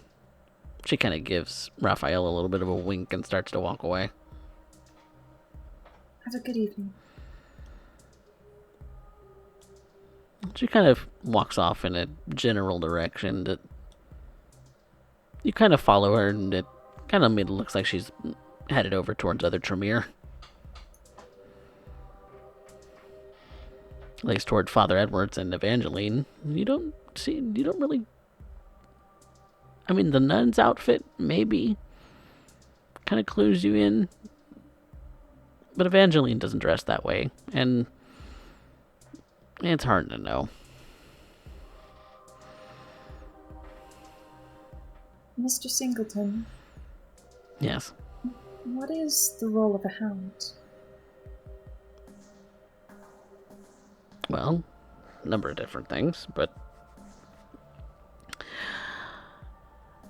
enforcer, in a way, kind of like a police officer. And if the sheriff was indeed the sheriff, as his title would assume you, then a hound would be the other officers in the law.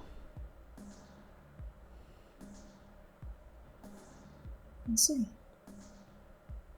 That's actually quite good to know. The judge of which, whether you're guilty or innocent, being the prince. It makes sense. I know officer can also be a broad term depending on where you're at. I guess my question for you is, given circumstances, would it be alright if I came to you in the future for, so to speak, advice on certain disputes?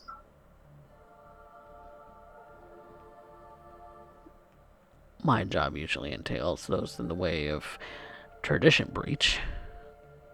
So if you have questions regarding that, and you need my investigative help, given what we know, what's being announced tonight, since I'm at your disposal in that regard. Disposal is a bit of a strong word, but in general, it's, I'm still quite new to everything, as you know. And it is I don't necessarily have a lot now, but in the future, I would like to make fair exchanges for your help. For what help you could offer. My help, as it stands, is enforcing the traditions. That is my job. You do not need to pay for that. Understood. Anything else you might want help with, then we'll talk. Anna just smiles at that. Then, what of information?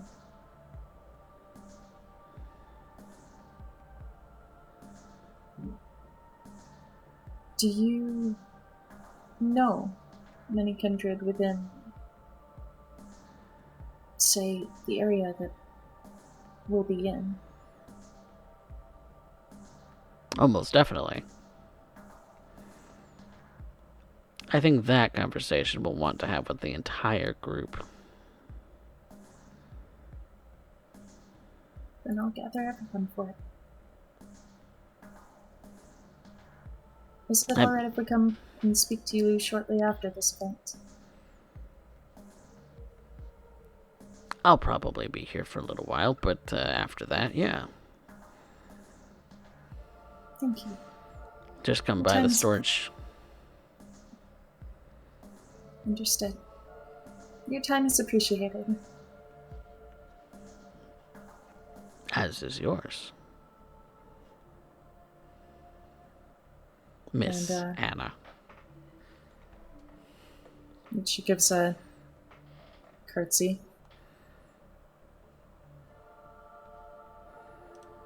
I think I'll be heading back to the group at least. And she looks back towards the wall, spots shake. With those of whom who are busy.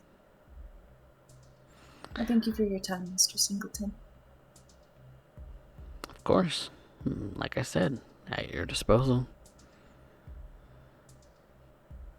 And he goes to wander off, leaving you to mingle with Shriek or whomever else you might want to. Is anyone else visiting with anyone else tonight before the prince makes his announcements? Alex would have spied Anna speaking with Mr. Singleton. Uh-huh. And so she's going to, instead of chasing him down, make her way over to Shriek. Okay. And Kane? Kane would just kind of be keeping a low profile and trying to see what's going on. He's still kind of unsure of what to do. Okay. If you're just kind of eyeballing people, kind of watching what they're doing. Yeah. He's kind of trying to figure out his place in all of this. Figure out your place in all of this. So, in more specific terms, like who are you keeping an eye on in general? Like, because there are plenty of kindred here, and there are plenty of kindred that are not on the board that would be here as well from the entire list. So it's just a matter of, are you keeping an eye out for La Sombra? Are you looking for somebody specific? Are you looking... Yeah, I would be looking out for people of the clan that I would know, and keeping an eye on my sire, and just like mostly like the upper court, just to see, like, try to figure out how all this works. Mm-hmm. Kind of getting an idea for the court. The Herald seems to do a lot of the announcing of different things that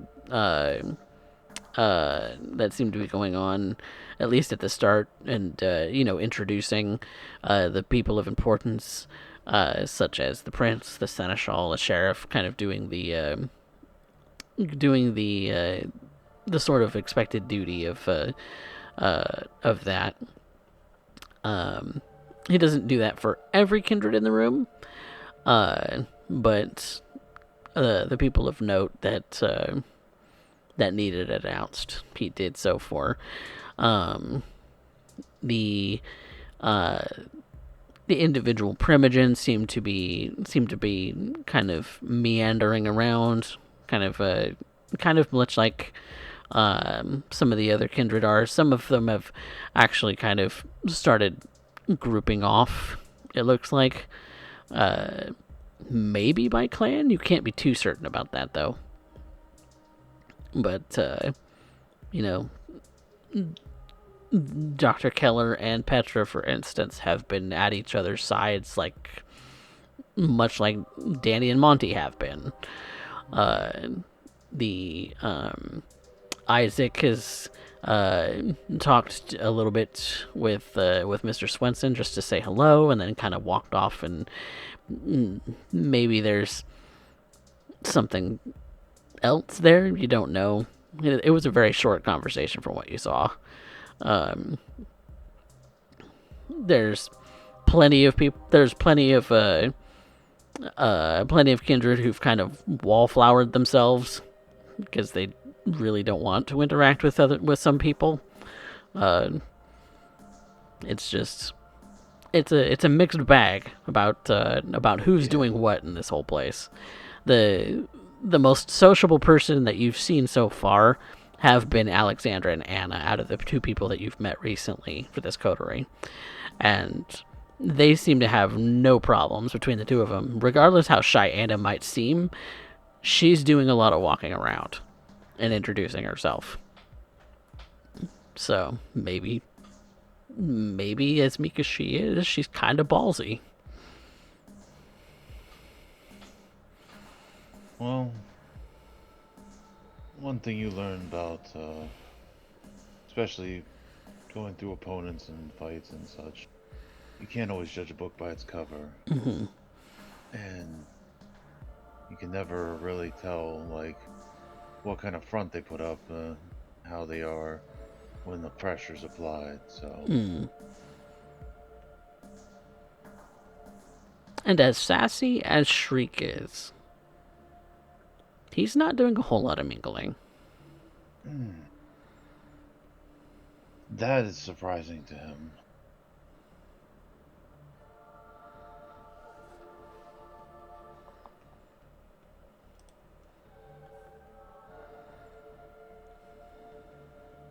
But I suppose if,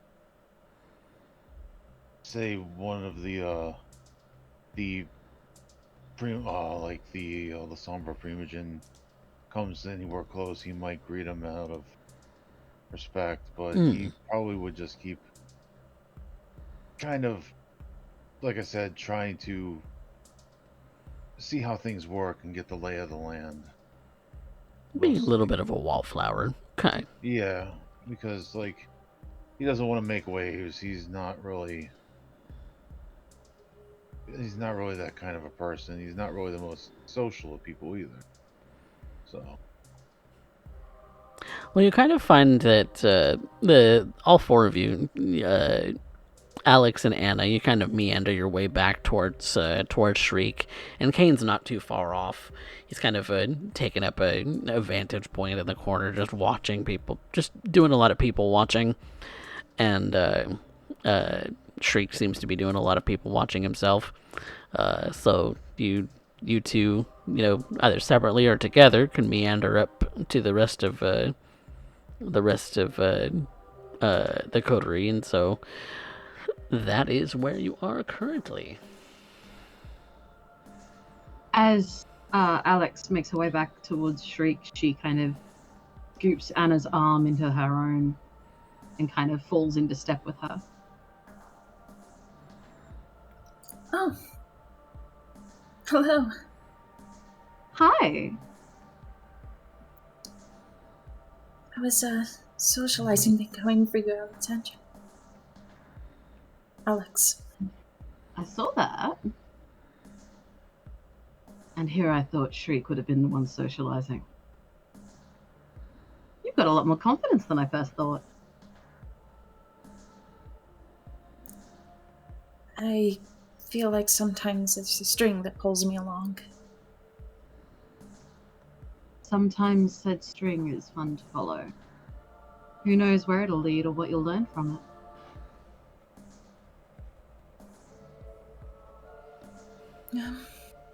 Well, I'm just hoping I'm not causing too much trouble. I highly doubt it. Shriek, you These see things, that... Oh, I was going to say, sorry. Shriek, you see that the ladies are kind of meandering back towards you.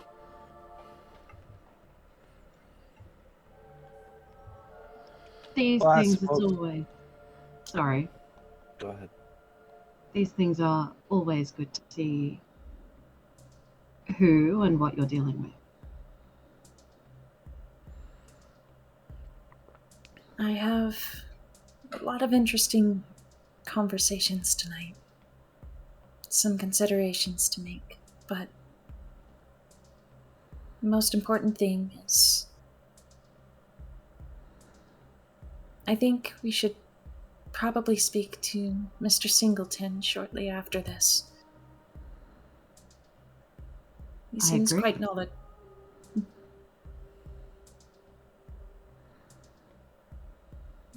He said that his services as a hound are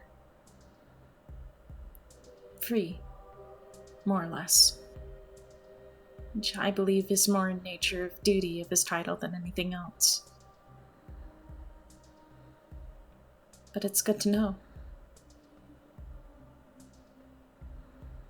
Anything beyond that, though, might be, well, more so something along the lines of what you expect. Like bartering, favors, trading secrets. Indeed. But I don't think he's necessarily an enemy to us. That is a matter of perspective.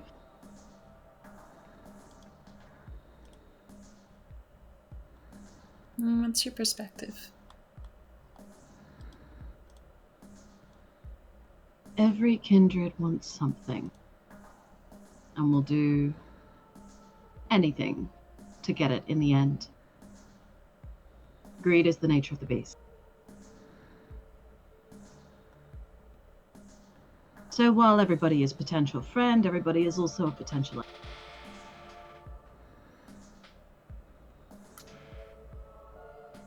enemy. I'll have to keep that in mind.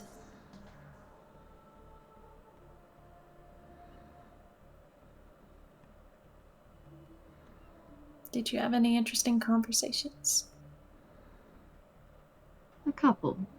I'll talk to you about those later, though.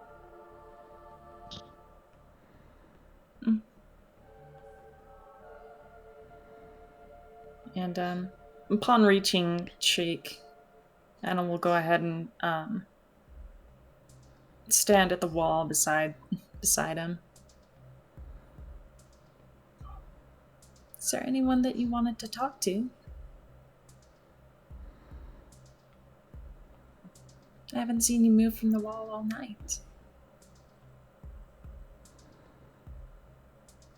Well, that would end up depending if there was anybody worth talking to right now, now wasn't it? It mostly ends up coming down to the nature of things. I'm not the type who people enjoy coming around. When people come to me, it's because they need somebody, typically a verbal attack dog. Somebody you can lay into people and be able to end up taking them to pieces. You two managed to end up keeping things from escalating. It seemed you were having nice, calm, cool, and collected conversations. Wouldn't seem right for me to end up jumping in and interrupting you in that regard because you were in it making just the bestest of friends.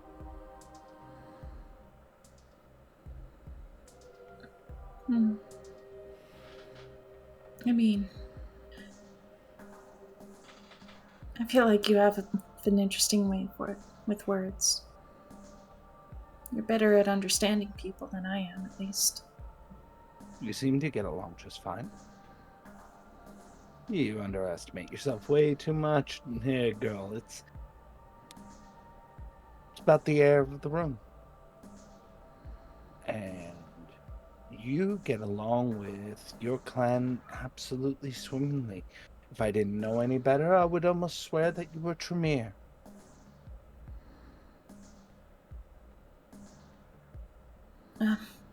All goose-stepping along. I don't think I have what it takes to be Tremere.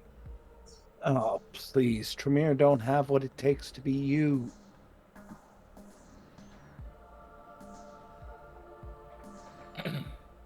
Anna's just like quietly thinking to herself of all the Tremere that she's met thus far.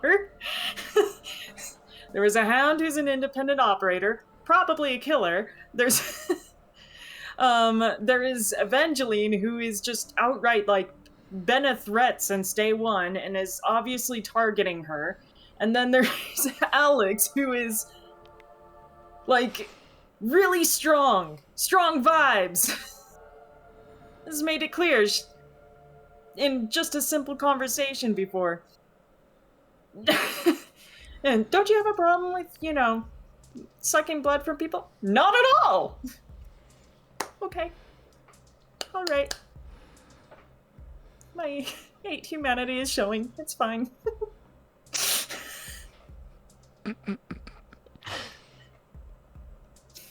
Anna, please, stop. It always ends up coming down to whether we end up having the right tools for the right job. And at this current point, the more interesting thing is not the conversations, but who is with who. Observe those two right over there. The ones that Kane was speaking to. Who's approached them? Who is it that they have been seeking an audience with? I've only seen Kane speak to them. Now, wouldn't you find that a little bit curious?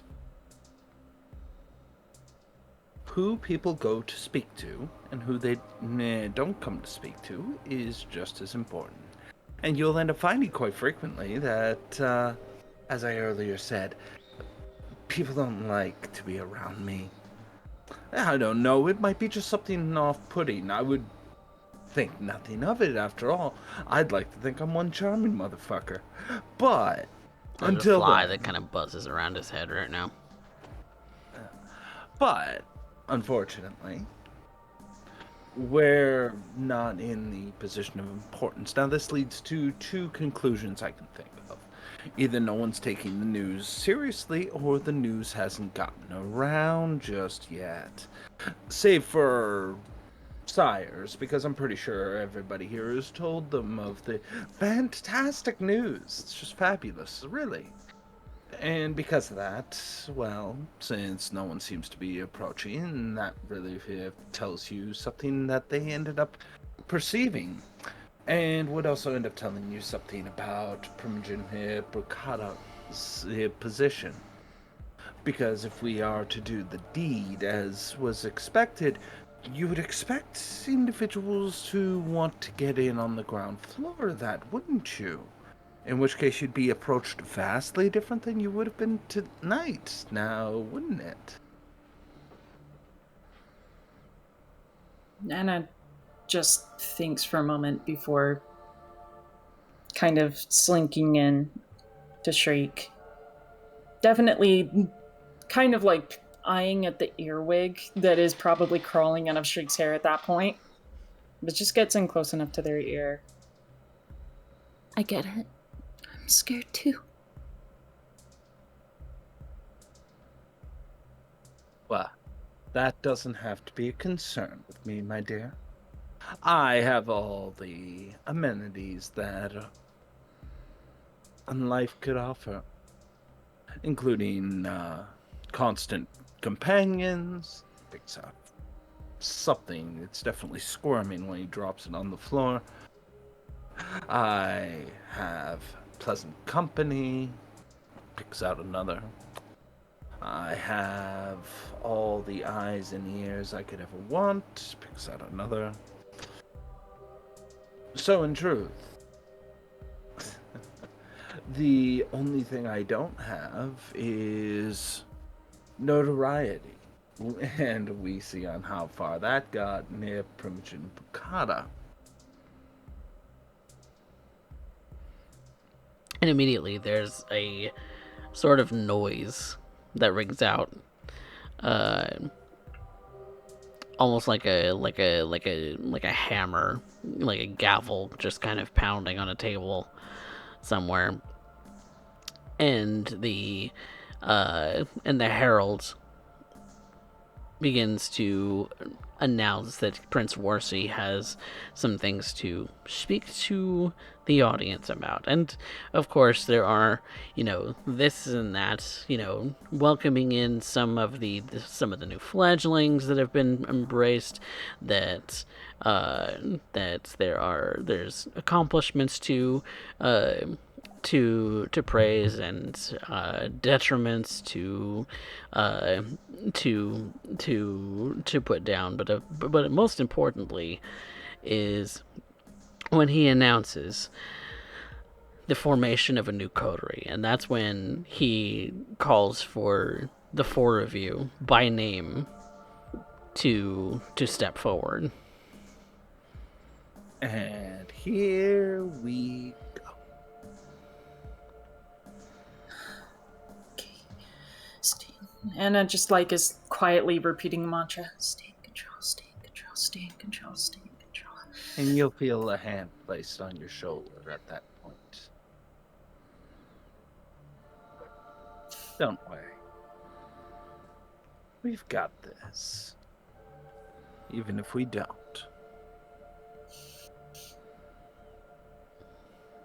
I hope you're right.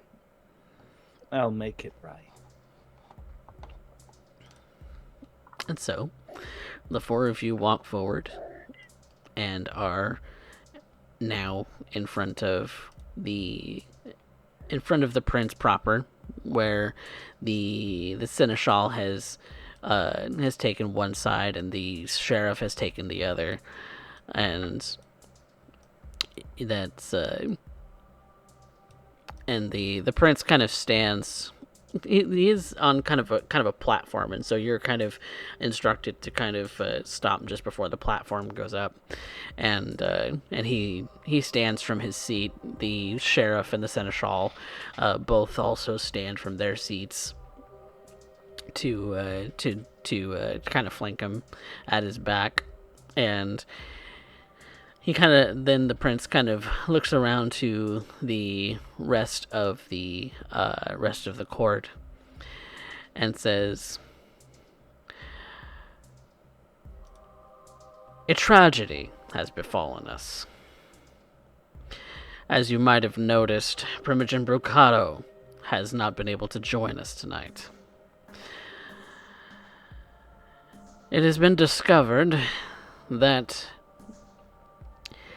she will not be joining us for the foreseeable future. No word of whether she has been destroyed or gone to ground has been collected as of yet. But there is a need in this court for someone to act in her stead. And thus, I have appointed these four: Alexandra Jenkins, Anna, Shriek, and Cain Tenebris, to act in her stead as the coterie Dead Man's Hand." Silence kind of just rings out through the entire space for a moment. Effective immediately, they will be acting Primogen of the Reclaimed. Any and all concerns of the Reclaimed should go through them.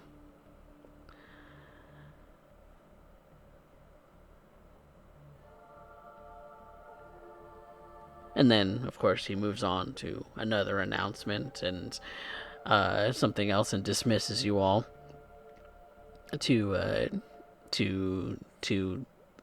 go back into, wherever you were mingling at, and kind of finishes up with some things that have some other things that aren't of any kind of necessary importance to you all, but maybe important to other members of the kindred population.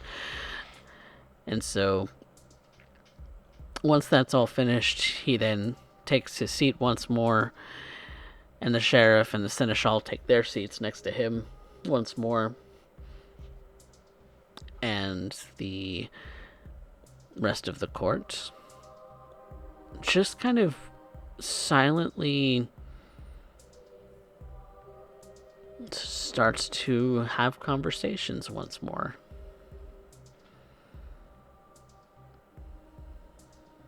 And now, my dear Anna, things get interesting. So, Dead Man's Hand, what do you do?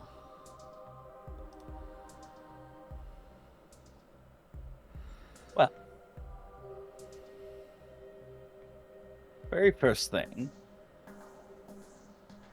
I would like to end up knowing who in amongst Elysium would end up being relevant to the Reclaimed. Okay.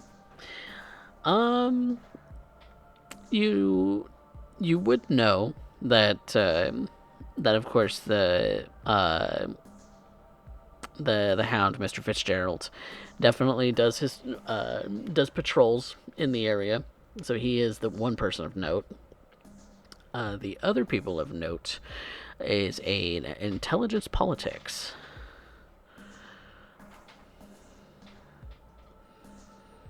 Because there's very little in the way of people of note in the Reclaimed, really. Mm. Do you want a willpower? Or do you want to succeed at a cost? What's the cost?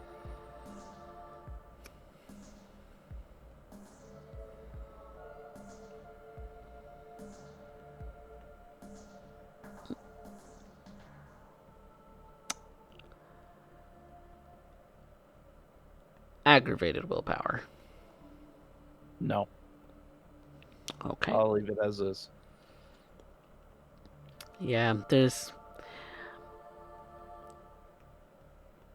You know that it encompasses previously Anarch clans or previously known Anarchs. That there's Thin Bloods, Caitiff, Ministry, Brewhog, Gangrel, a mix of them, but by name, yeah, you don't know any of them by name.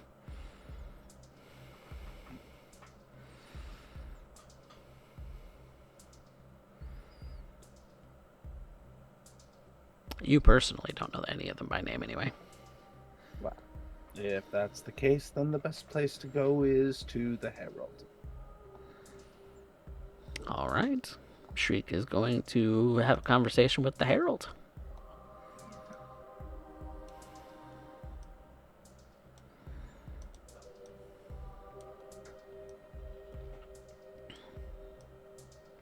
Anyone else joining Shriek?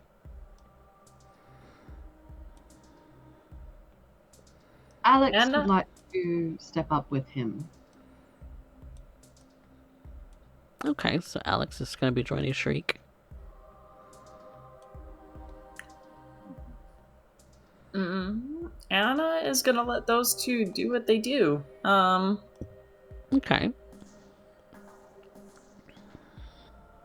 And instead, I think at this point,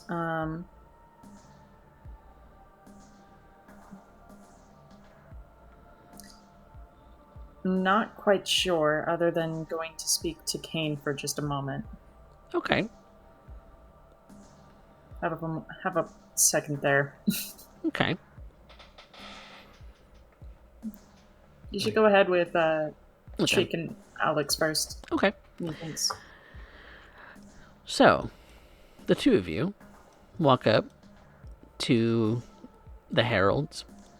The herald you've come to know as Simon Barr. He's definitely well dressed, and he definitely kind of looks the part. Where he's got his hair combed back, he's got a little bit of a well trimmed beard and mustache.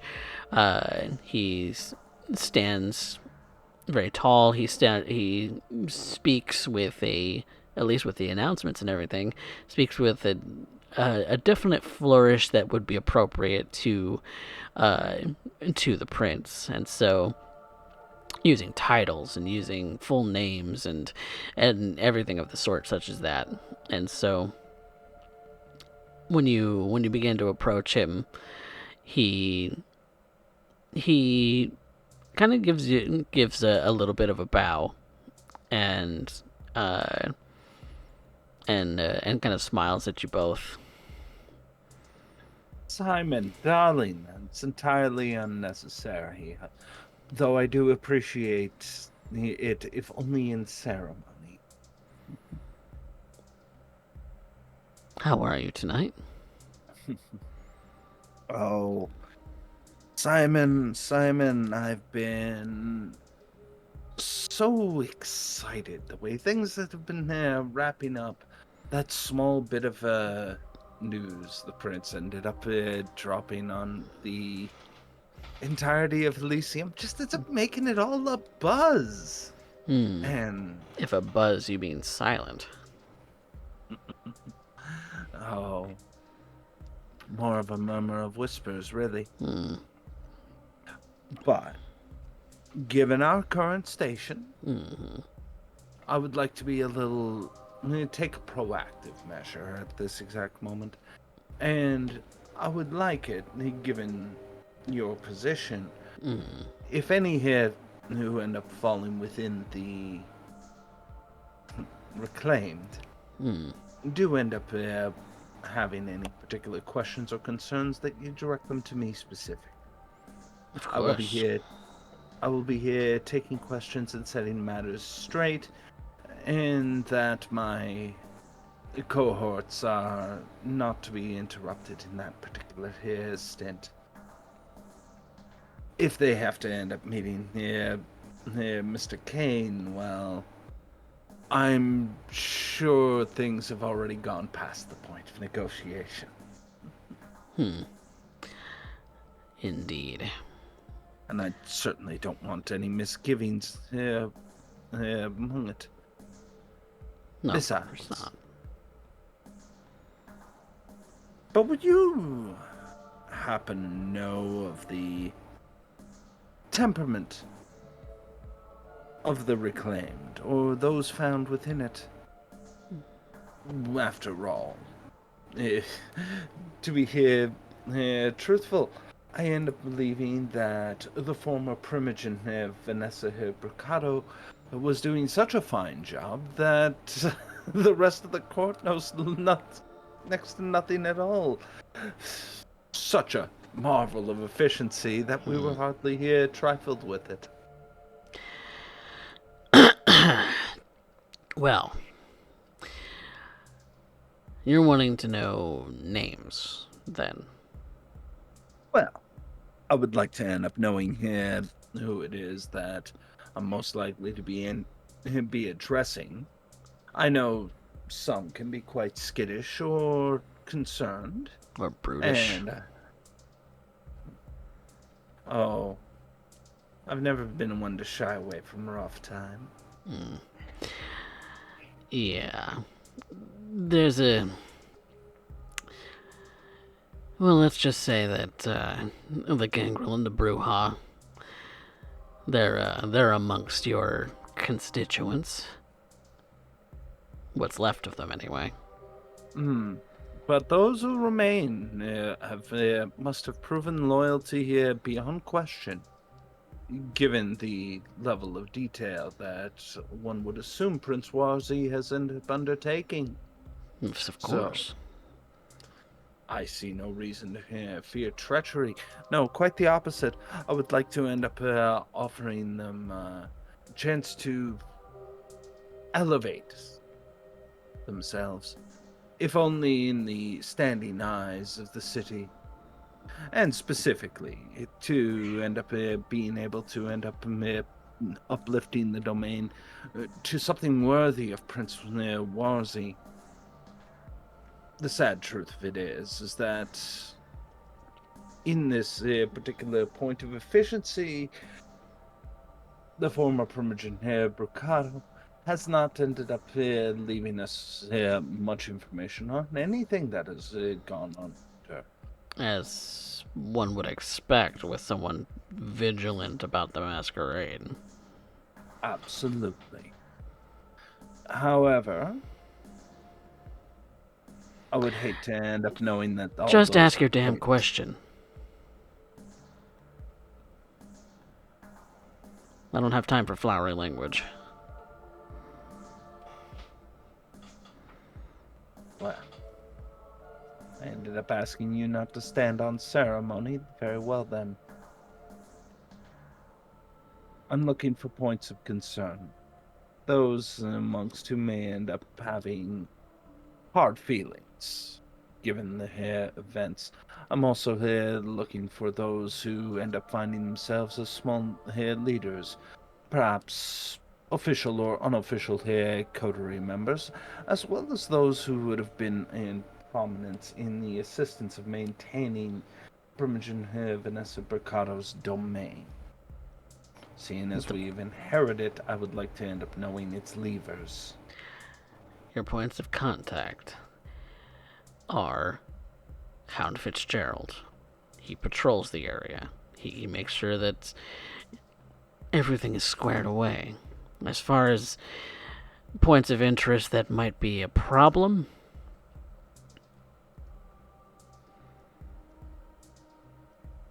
Thin Bloods. Of course. And Gerard. Gerard.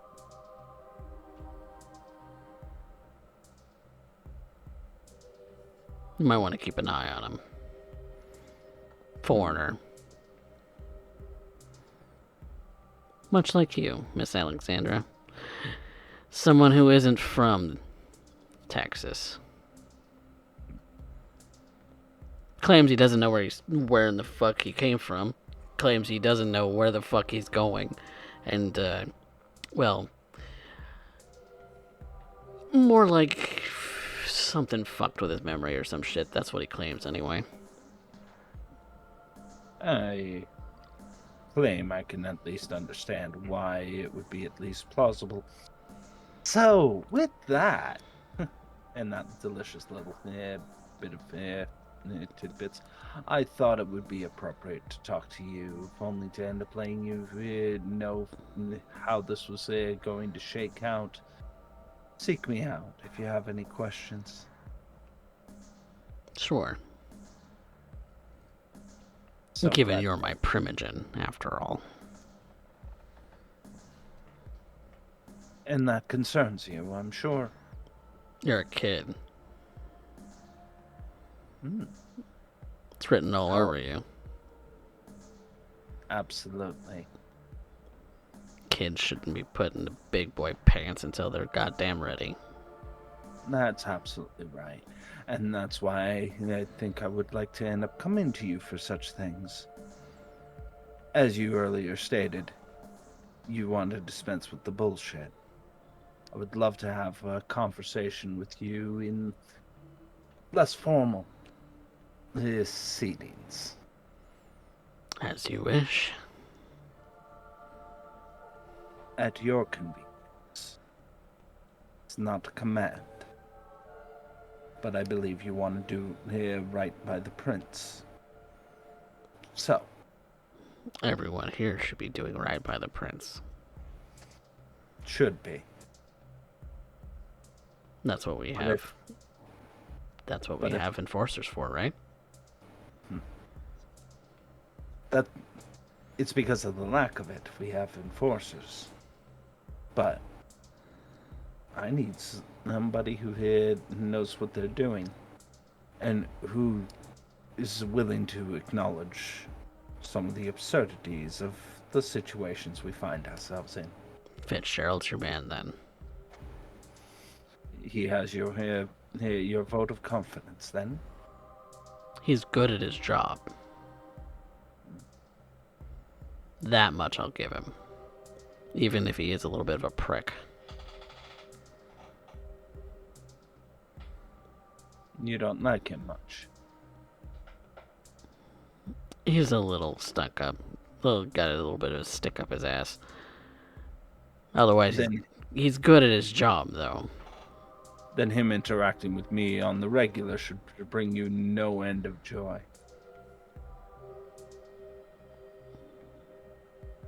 You got something. Oh.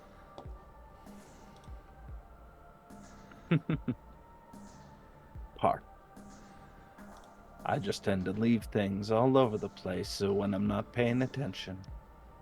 I'm guessing Well, you're Morin's kid, then. I would hope so. Otherwise, I have some explaining to do. Given that you're the only two infested in this whole city. Please. I just like to end up considering them as fashion accessories. Well, I won't eat up any more of your time. Yeah, Simon. Need an exterminator at this point. I believe that's what the hound is for. You did say he was a prick.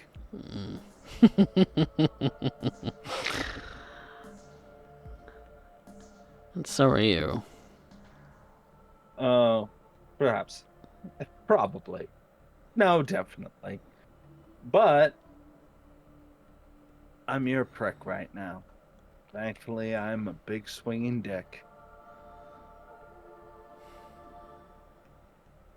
And at that, he just kind of makes a face and starts to walk away. Before it gets weird. Beautiful.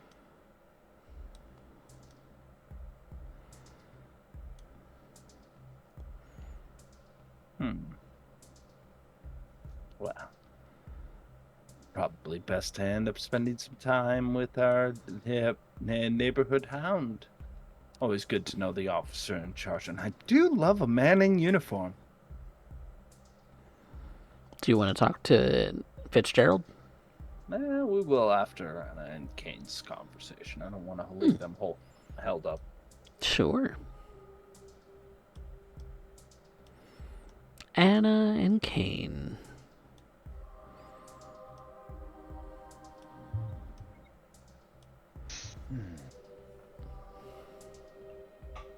Anna props herself to the side of the wall next to Kane.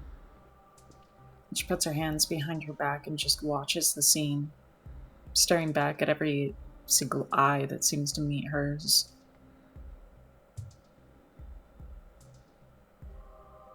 Well, I've got a lot of interest now.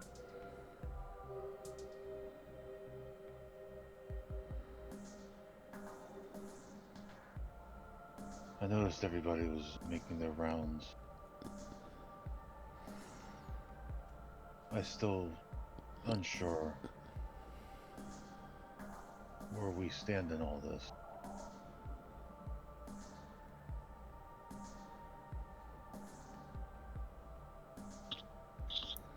To be honest, I think we're gonna find out really soon. I don't know about you, but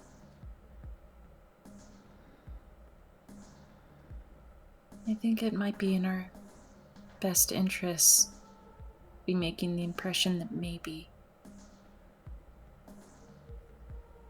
some of the people here can use us. Not just target us.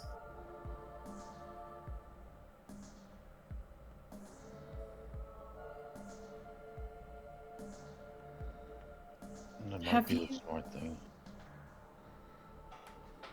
I'm sorry, go ahead. Anna looks at the two that Kane spoke to earlier. Who were they to you? Oh, just some familiar face.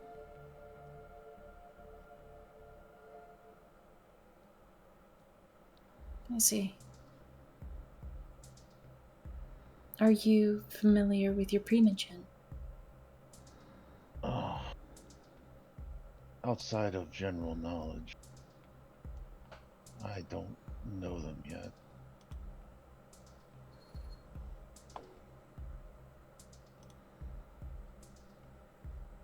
I think now would be the best time to meet with them. Formal introduction. Yeah, I was thinking about that.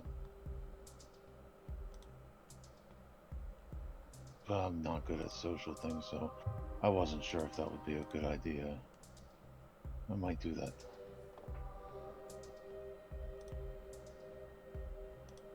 I need to speak with them anyways. All of the primogen if I can get a chance tonight. If you don't mind, I'll be joining you. Oh.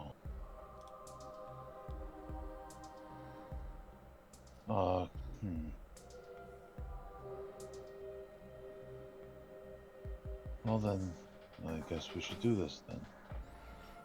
Get this over with. The night isn't going to get any younger. Right.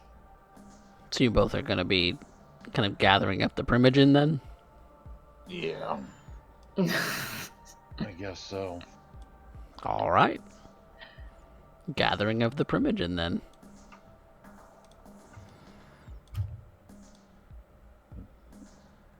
Some of them kind of seem to Well, I think we were mostly be going to be reluctant. talking to the La Sombra primogen, but I don't think we were. I think that's what Anna was saying. Just the La Sombra primogen, or did you want to talk to all of them? And Anna wants to talk to all of them. That's the goal tonight.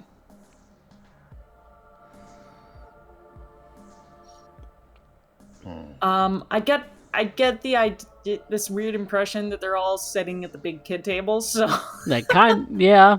I mean, they have been for a little bit, and aside from Father Edwards, who maybe was reluctant to join them for the moment, but has since done so. Anna will go ahead and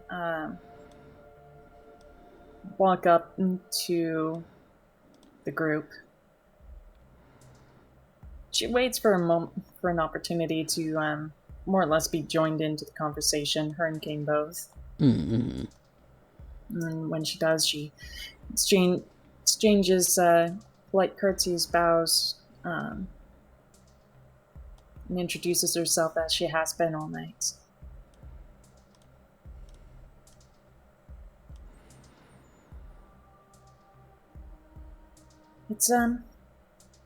It's a pleasure to meet you all.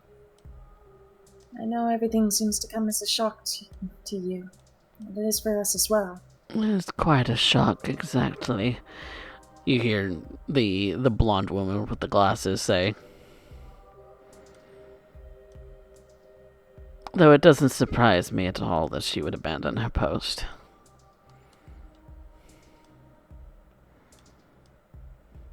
It was only a matter of time.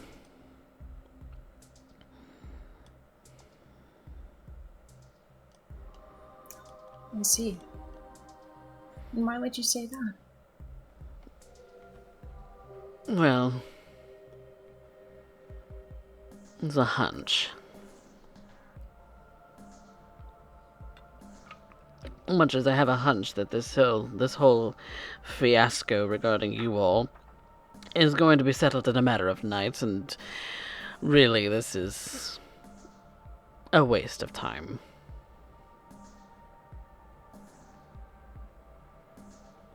Perhaps. Or maybe there's some larger plan at hand. At the time, I believe both of us can trust Prince Warcy's judgment on this matter. I don't believe he would be the type to waste anyone's time.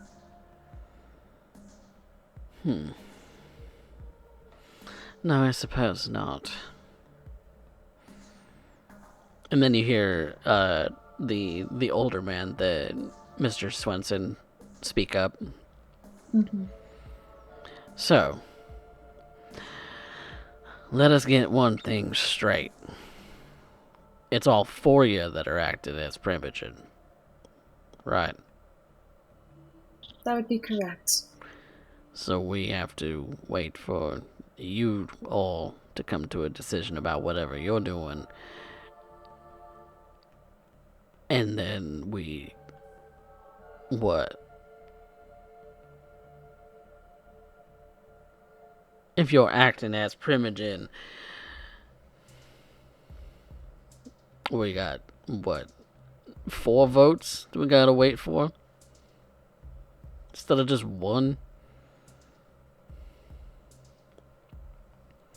I suppose that seems to be the case, but the idea is that with 4 of us at hand, perhaps certain circumstances can more easily be addressed. Minor circumstances. Situations. That might actually streamline the process. Father Edward speaks up. Yes, well, minor inconveniences or things that you feel that are not going to affect the city as a whole, I suppose, would mean that you, acting as Primogen, would have the authority to make some calls that way. Although, we shouldn't leave the entire decision process to a bunch of babies. I agree. We're still learning this position. For that reason, I was interested in seeing if at any time I could partition net any of you for assistance and guidance on the matter. Any matter. Of course. Meaning we would have to take time out of our own nights to be able to address the concerns of yourselves when our concerns are with our own clans. You do realize that that is asking for time which we do not have on tap, I believe is how the children say it. I think a more accurate way to look at it is you have an opportunity to influence our purview. But maybe that's just wishful thinking.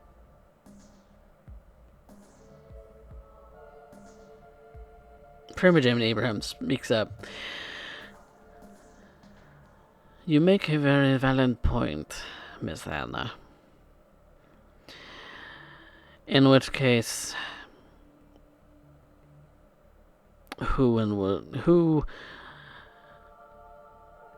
well, since the 4 of you are going to be acting as Primogen and the prospect of a new Primogen being put in your place has not been announced as of yet, I suppose that means that, well, the prospect of having a new Primogen for the Reclaimed has not been decided as of yet. And so if you're going to be acting instead indefinitely, we're going to have to get used to this. You are going to have to learn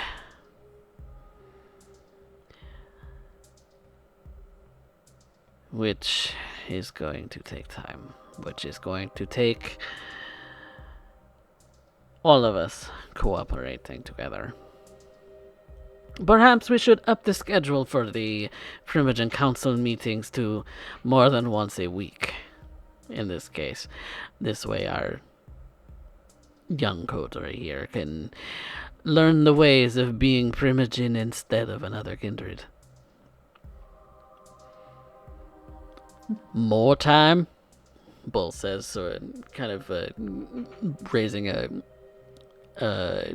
a bit of a Heckles is kind of furrowed, sort of stony face, just kind of somehow getting a little bit more stern.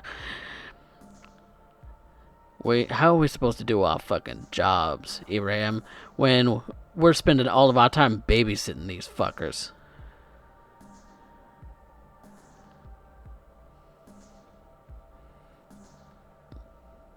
And Juan speaks up. Now, it's no need to get vulgar with your language. If I might offer a point. Though many of us are young, comparatively, by quite a bit, I do think that it is within all of our best interests that there is one liaison among this group who will enact a lot of the cooperation for each particular task or circumstance. Within our group, I'm sure it's rather clear that Mr. Tenebris here is definitely a bulwark. Should anything transpire that would need that attention, well, we'll try to keep it below that need or necessity. But for any social circumstances, I argue that my co-roommate Shriek would be an excellent individual to act as liaison. You see Bull kind of like almost snort with laughter, but it's kind of off-putting and sounds weird. That kid is sassy and nothing else.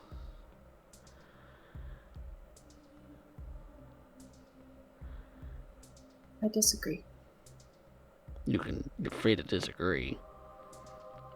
I'm just telling you, there ain't much behind that pretty face, aside from them ticks and his sassy attitude. On occasion, he has something worthwhile to say.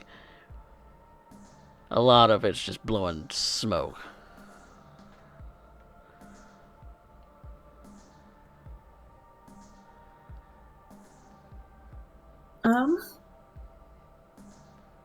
Coffee. Sure. I'm trying to get a read on all of these individual primogen. I'm trying to figure out, like, basically how best I could coordinate what has already been stated that Dead Man's Hand could make as far as, like, an impression upon them. I don't necessarily know how to persuade them that that we're not just a waste of time outright. Okay.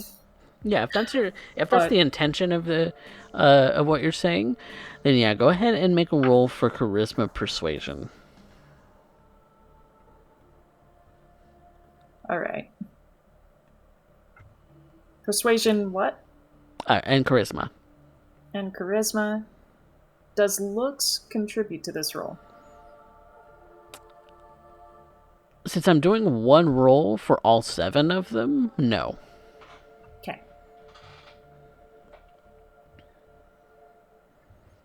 Yeah, willpower. What the fuck?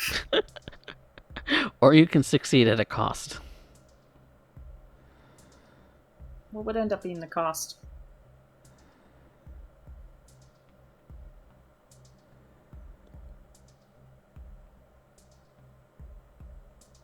An unexpected visitor during the conversation with Fitzgerald tonight.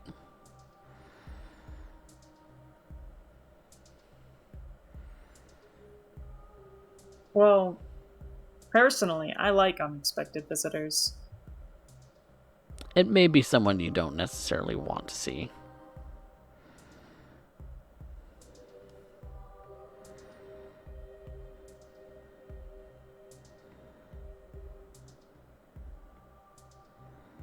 You know what? Yeah, fuck it. Let's go for it. All right. I'll make More a note. influence. Okay. All right. I want to come out of this conversation with at least one primogen being like, all right, sure. I'll give you some time. Mm-hmm. And I think the one that is convinced in that regard is going to be Primogen Abraham. He seems to be more on board with the idea of teaching in this case. He is going to stress that a lot of the teaching that he is going to be doing, you're going to be observing in that regard. And so the rest of the Primogen Council does agree to his twice a week Primogen Council meetings for the sole purpose of teaching you all how to, quote unquote, be Primogen. And so while he's not going to do much in the way of personal tutelage, the fact that they're going to spend at least one more night per week deliberating over things, as it were, is a step in the right direction for your education as a whole and as an acting Primogen.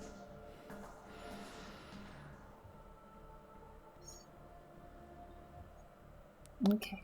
Attendance is mandatory, and if you do not show, then there will be consequences. And for clarification, is it for the whole coterie? Yes. The whole coterie shows. Yes. Very well. You four are acting as Primogen. You are acting as one unit. Your vote consider is one in the grand scheme of things. If you are not united, that will also be accounted for.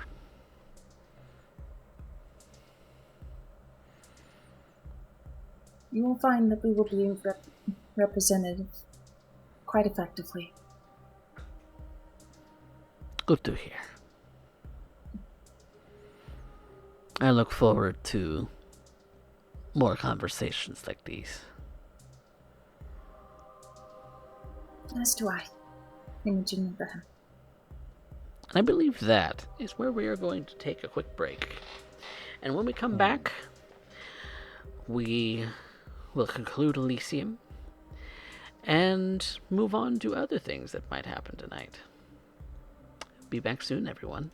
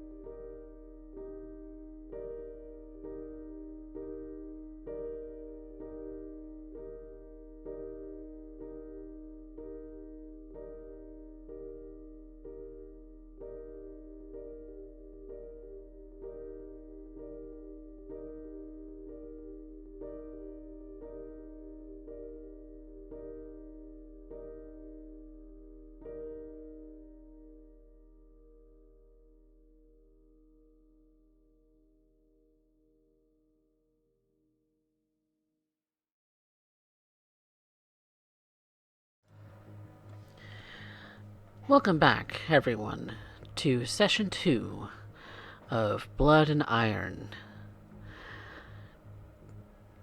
Where we left off, the coterie had finished up meeting up with the people of the kindred court that they had intended on visiting with, and had set up a meeting with Hound Singleton in order to get a lay of the land properly, where they would get an idea of the span of the domain, the kindred within it, and what might cause problems for them, or who might cause problems for them, as there's always the possibility that, well, something of an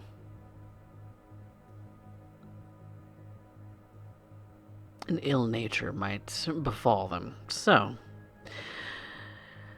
setting up the meeting with Singleton, they arrive at the store in which Alexandra had lent to the coterie to use as a meeting spot before. Well, since they didn't want to use the old one, since it had been ransacked, and finding a new one was going to take a little bit of time. So, as a bit of a stopgap, the store has been made as a temporary place of business, as a temporary base of, well, kindred business in this case. Alexandra has made herself useful in distracting one of her night crew, the one night crew who's usually here, and has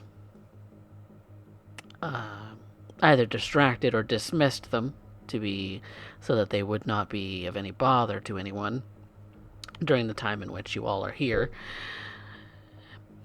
And so, that leaves Anna, Shriek, and Kane free to have their conversations with Singleton as they see fit, whether in private or as a group.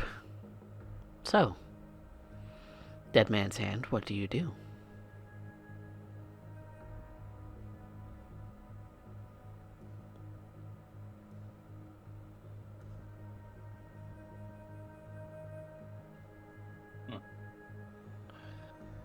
Well, that certainly didn't go quite as spectacularly as one would hope. Well, announcements like that are typically very...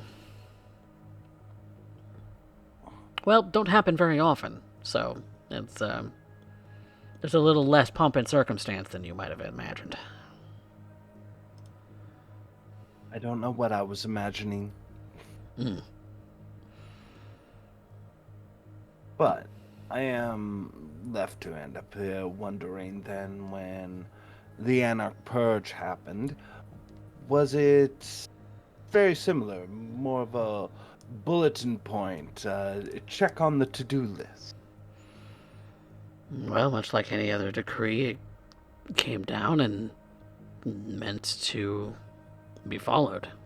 It's really about as exciting as it gets around here. It's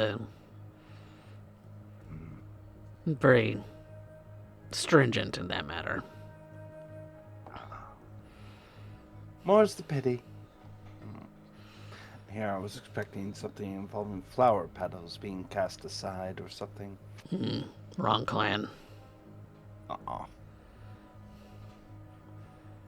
Is that how that ends up working? Maybe I need to change something. Who knows? Toreador's more about, the flashiness, floweriness. They never seem to end up getting along too well with me over a short period of time. Can't imagine what it is. Well, I know for a fact with the prince that him being more of a wartime veteran.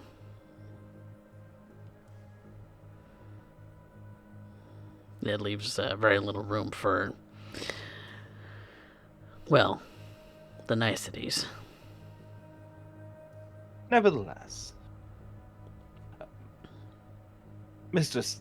Singleton. Raphael, may I call you Raphael? I suppose so. Raphael, we need to end up having a talk, as it seems means that we need to end up getting ourselves somewhat on the same foot, the same page, if you will. Thought we And so were. go ahead. Oh, I thought we were. I was not aware that we weren't. Well, it's so much to digest in a single evening. That And it is. as we've been told repeatedly, we're the children. So that ends up casting a lot of doubt on our persons. Well, yeah. Because you are very young. And, well, And you're not. no. And I imagine that would be considered upsetting to certain lights. So, Strangely enough, I'm not that upset about it. Really? I have other ambitions. Higher heights? Maybe.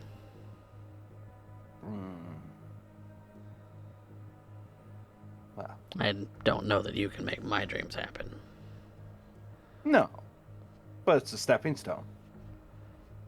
And if in some small way we end up helping each other out and make each other's eternities just a little less stressful, I think it would be absolutely fabulous. Well, I'm here to patrol, and that is the extent of my job.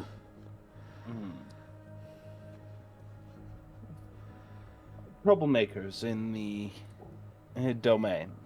Plenty of And them. All of them. all of them. In one way or another. There's not a single kindred in this entire domain that isn't fully in line with the rules. No, they follow the rules plenty. Because I make them. So, by coercion, nothing more. Well, when you're the strongest fist in the room.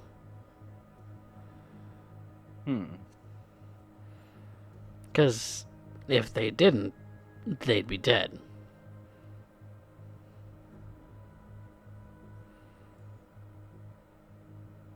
So you're supposed to be the pretty face in all of this.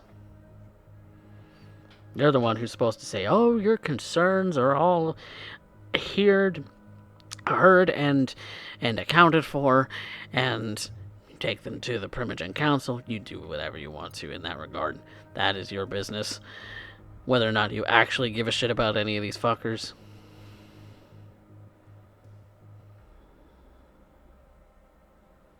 And what if we considered you amongst their number? I already am.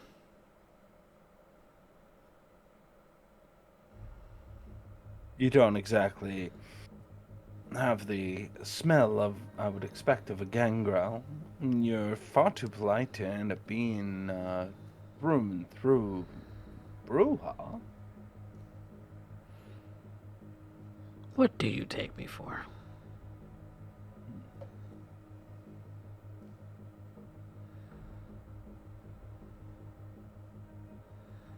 Are we playing 20 questions? I don't know. love this game. Are we? Primogen? No. What I am actually playing at is I want to end up knowing the actual troublemakers. I mean, the real concerns, the hard cases. Hard cases. And I also want to know why it is that they still exist, given the purge. I would have thought that they would have been removed wholeheartedly. Like I said, they're not that big of a problem. They're the ones who fall in line. The ones who don't get the axe. Much like you would. Well, Such is the degree of our prince. absolutely. And we wouldn't want to end up going past any lines right now. We just want to end up knowing who we're dealing with. I can give And, you a full well, list of names. That would be phenomenal. Like But I said, also, there's no distinction between troublemaker and not troublemaker. We're all Camarilla. well spoken, dearest Hannah. Yes, we are all Camarilla. And in that vein, my responsibility and this coterie's responsibility is to the reclaimed. Now, And he's going to give you a list of names. he actually has a physical list. Well, he doesn't. He has them all memorized, but yes. Uh, I don't will have names certainly- for all of them, so I guess I will certainly end up taking all the information here available. But as far as number of kindred, as far as that goes, you would know that there are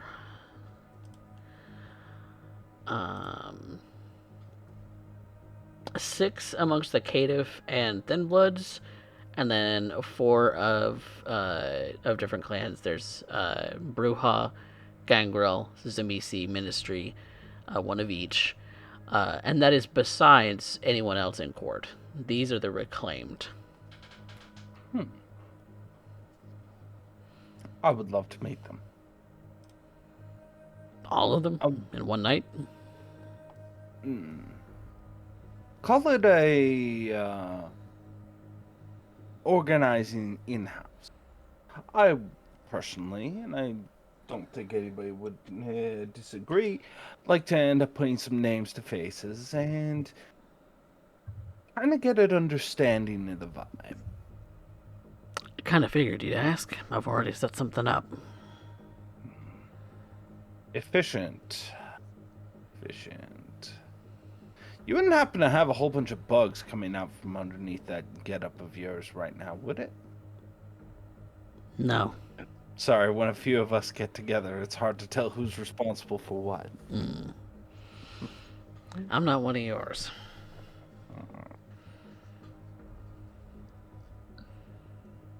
You still haven't answered, though. What you think? How you clocking me?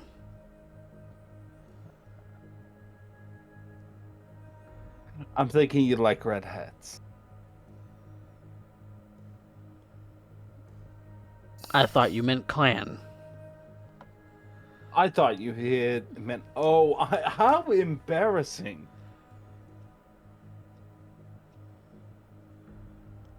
I'm not the one embarrassed. Oh, no. Well, when we're here getting together, I would like to end up being able to know these individuals, and any concerns that they end up having. I will end up being the facilitator, the one who they'll speak to directly.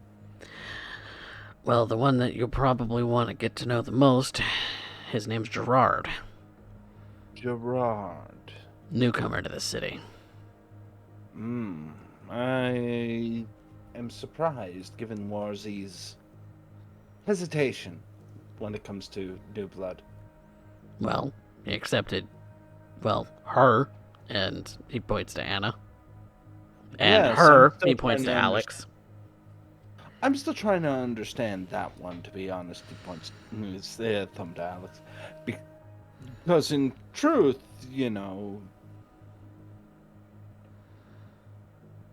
Warlock tends to be a thing. Or at least so the rumor goes. So. You do what you want in that regard. I will. I'll definitely take you up on that. But that put aside.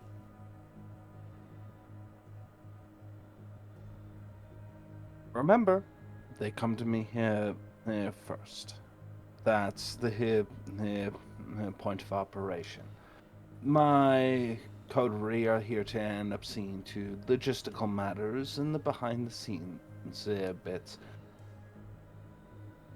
I'm the one here with the closest to actual getting out of diapers levels of actual interaction, and so I will end up spearheading that. So you want them to come here, or you go there? I'll set up a meeting place. Suffice it to say, they'll need to. And I would like to be the one that they speak with. Again, That can be still arranged. moving in. Preferably a place that we don't have to worry about, well, reducing property value too long. Hopefully, I mean, they're the not old all- house is already trashed. You might as well. I don't know. He looks over to his other Makoto members and looks back. I think it would make a phenomenal guest house. And in case she returns, I would hate to end up being responsible for the one that suddenly has to explain why it had to be torn down right down to foundations. Given We're a what placeholder, nothing more. Given what we know about hunters, she said she was being hunted in that note. But by what? But by what? And that's the real question here, isn't it? Oh. It is. It is. It is. Pardon. Don't worry about that. The rats end up getting kind of loud after a moment. They tend to get unruly. But I doubt she'll be back anytime soon. I doubt it as well. But eternity's a long time to wait for a screw. Exactly. Now, does anybody else have any particular thoughts or pressing concerns that should be shared by towards our dearest protector and hound?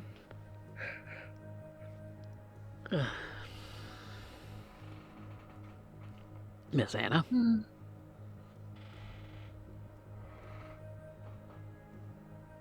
At the moment, I don't believe I do have any concerns. I think getting to know everyone would be a good idea. Though, face to face is best. Then I'll send the address out. That would be phenomenal. In fact, I think they already know. I'll just tell them a meeting's getting set up. I presume you tend to go door to door and tend to end up checking in almost like a parole officer. That seems to be your role, at least. Yeah. You know, electronics are a big no-go. And what would you need from us in order to free up some time for further ambitions? You're doing a service for us, so we would end up seeing it returned in kind. It's my job. It's what I'm supposed to do. And yet, you work for us now. We don't have much. I'm not going to claim to end up having the coffers of the Camarilla to suddenly be open to you, or to end up bringing you a bunch of freak geeks and automobiles for your collection, or whatever else you may end up fancying. But, if I can, whatever ends up tickling your fancy, well, I'll keep it in mind. Please do. I'd like to end up being able to keep on top of it. Until then, I don't want to detain you any further than you have. You have been a phenomenal help. And I hope you know that, Raphael. Well, And good luck.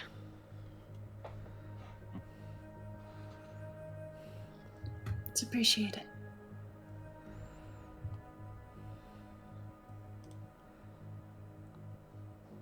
And he begins to make his way out.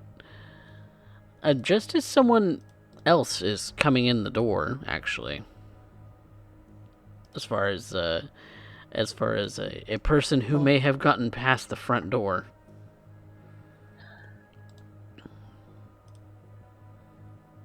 Someone's actually shopping in the store at the moment.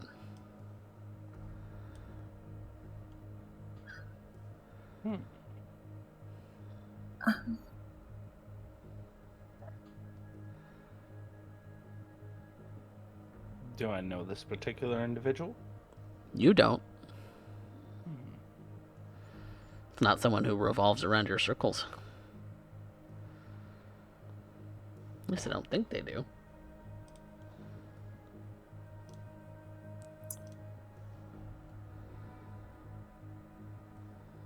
And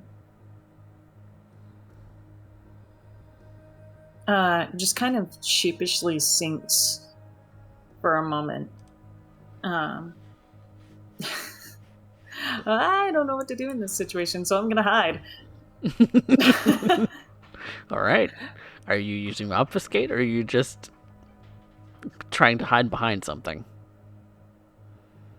Oh shit! There isn't. I don't want to use rouse check for this. Okay. So you can. This is complicated. Okay. I think essentially what Anna's just gonna do is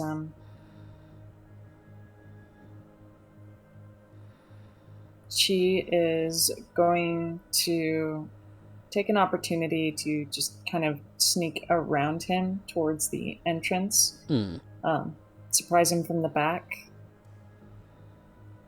make the impression that she just barely entered. Mm-hmm. Okay. Then, in that regard, I'm going to make that a dexterity stealth. Yep.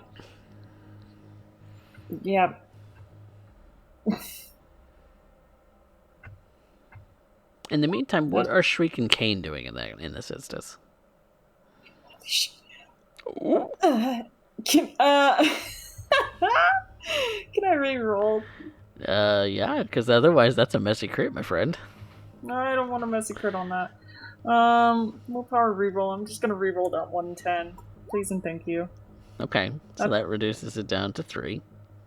Yep. Which would be plenty. It'd be plenty to avoid his detection anyway. Alright. But what are Shriek and Kane doing at this moment? Seeing that an individual has walked into the store to peruse. Is it anybody that I would know? I don't think so, because I don't think they revolve around your circles. I was looking at the relationship map. Yeah, your circles are definitely very different, so... Not someone that you would know, particularly, no. They're just another ordinary human to you. Yep. Well, I guess then, hey, you know what? Never look a gift horse in the mouth, and when delivery happens, it's time to eat. No. Anna, at that point is at the entrance, having snuck around. Mm-hmm. She's going to call out to him. Roman? Hannah. Hey. Funny meeting you here. Wow. Yeah. I was just shopping for some gift ideas, actually.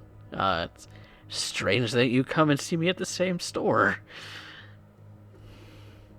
Yeah, I actually frequent here pretty often. I like a lot of the Oh, I wish I'd have known wares. that. A lot of this you might already have, then. Yeah. Most of it, actually. Well, I mean, you're here. Do you want to come walk with me for a moment? Yeah. Sure. And he happily goes with you. Okay. As they're walking out, Anna will just look back at the rest of the coterie and just put a finger up to her lips like that. Like a shush noise. Mm-hmm. Okay. Shriek, Kane. What do? I will definitely end up taking a look at this because a tall, dark Roman ended up stepping in. Apparently, Anna knows them. Oh, no, this is just kind of curious. Might be a little bit of a juicy morsel there, Shriek. Are you going to sneak around and listen in? What are you doing? I'm gonna play against my better judgment. I am going to end up activating a power. Okay. What you activating? Unseen passage. Fair enough. Unseen passage it is. Getting hungry here. What about you, Kane?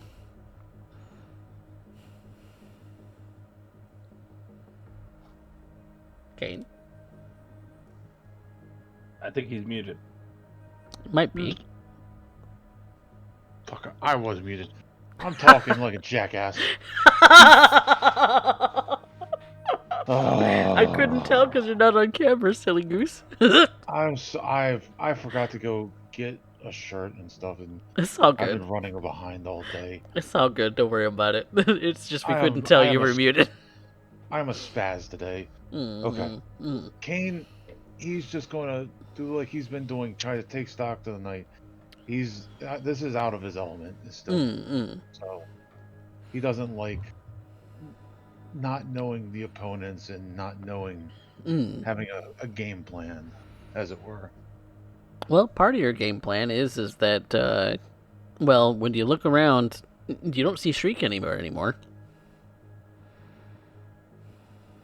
I don't know if that's a good thing or a bad thing. It's a thing that's happened. You don't see him anywhere, and you didn't hear the door go jingle except the once where Roman and Anna were leaving out the door.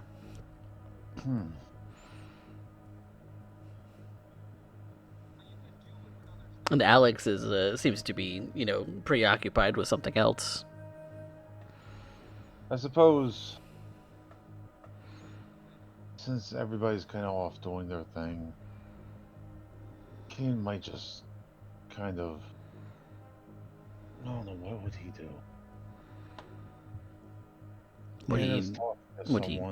Would he go listen in? Would he go No, he'd play probably lookout? kind of look around.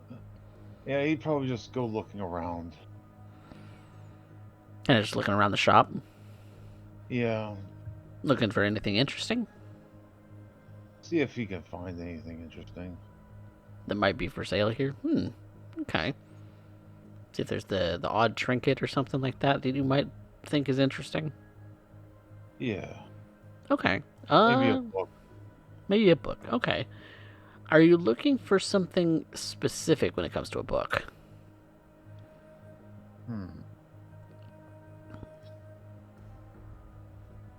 Because I'm sure Kane has his own particular tastes when it comes to books. Because a lot of what's here is very sort of eclectic when it comes to various objects like crystals, like pendants, like odds and ends, like some clothing. It's all kind of a witchy store in a way, and so it would have a lot of. He would probably be looking for something along the lines of that explains more about the witchy shit.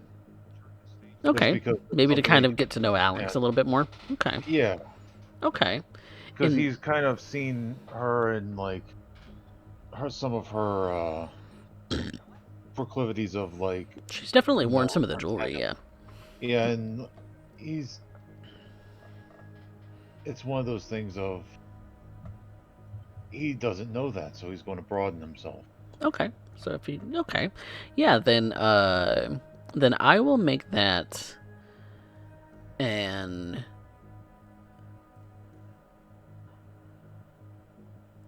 intelligence insight.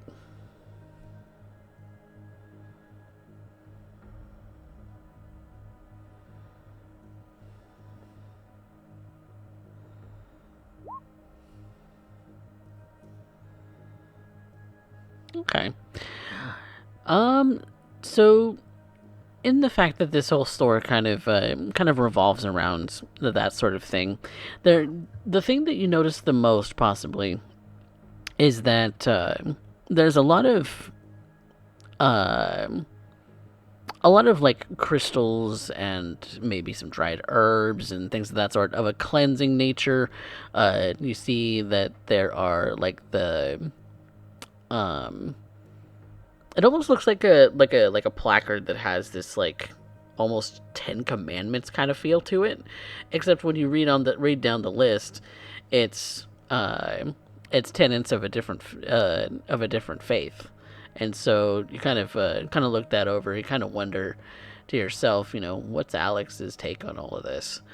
In Does she actually believe it, or does she just put this on as a front? And so, based on what you've seen of her and the kinds of things that you're looking at in the store, you find a book that's of a particular a particular nature that would kind of delve into a little bit in the way of like faith and the sort of faith that Alex holds. In that it definitely kind of gives you an idea that she takes her faith very seriously in some degrees, because it's not just that she's a Tremere, it's that she kind of believes in a sort of spirituality that maybe embodies magic and cleansing and things of that sort. So it does feel like this store, while is for a lot of the items are for sale, all of it is taken very seriously. And so definitely gives you the impression that she takes what's meaningful to her very seriously, and this store seems to be meaningful to her. So that's the impression you get about Alex just by browsing the store. Interesting. But Kind of a no bullshit scenario. Yep. That's the impression you get. But going back to Anna and Shriek following behind in a not seed fashion.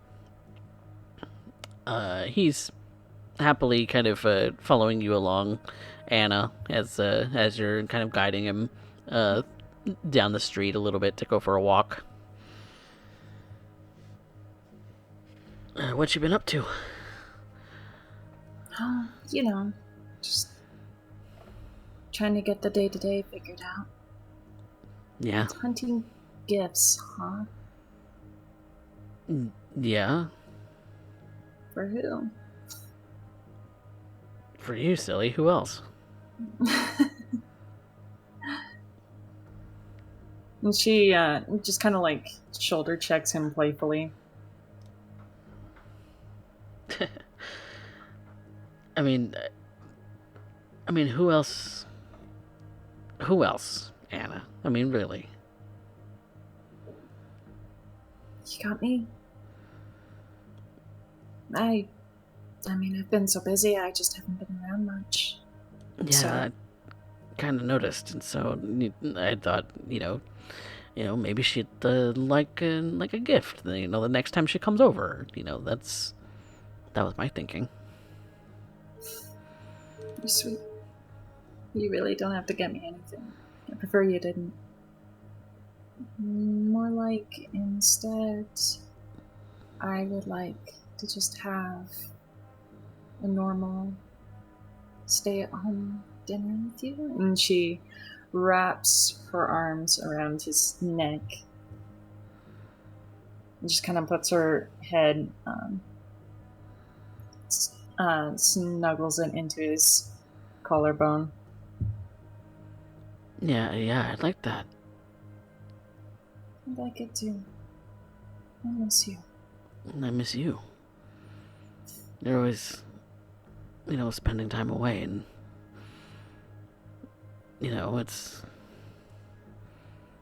It's hard when you're away sometimes. You know.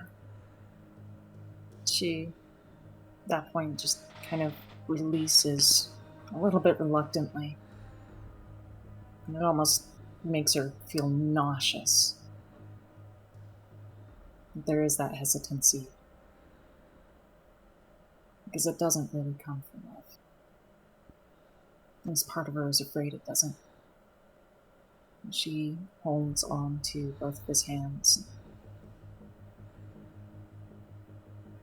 She stares at him in his eyes. Well, How about when... this? Is it okay if I come by tomorrow night? Tomorrow? Mm-hmm.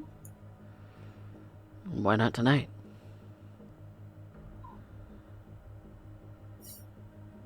Well, I just got a lot of homework I need to get done tonight, so it's going to be keeping me busy for a bit. But Things you couldn't put off till tomorrow? I mean, you've got forever, right? not really. You know how school gets. Honestly, at least 2 of those essays I've got should have probably been turned in like a week ago, but Hannah. I know. It's hard to keep up with it. But I'm not going to drop out this time, so there's that. I'm rooting for you, you know. Thanks. I just want you to be happy, you know? It's just... I know. And I want to be happy with you. I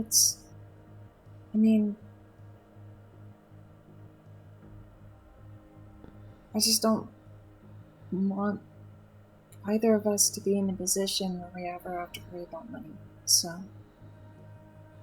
I completely get that. I mean, it's...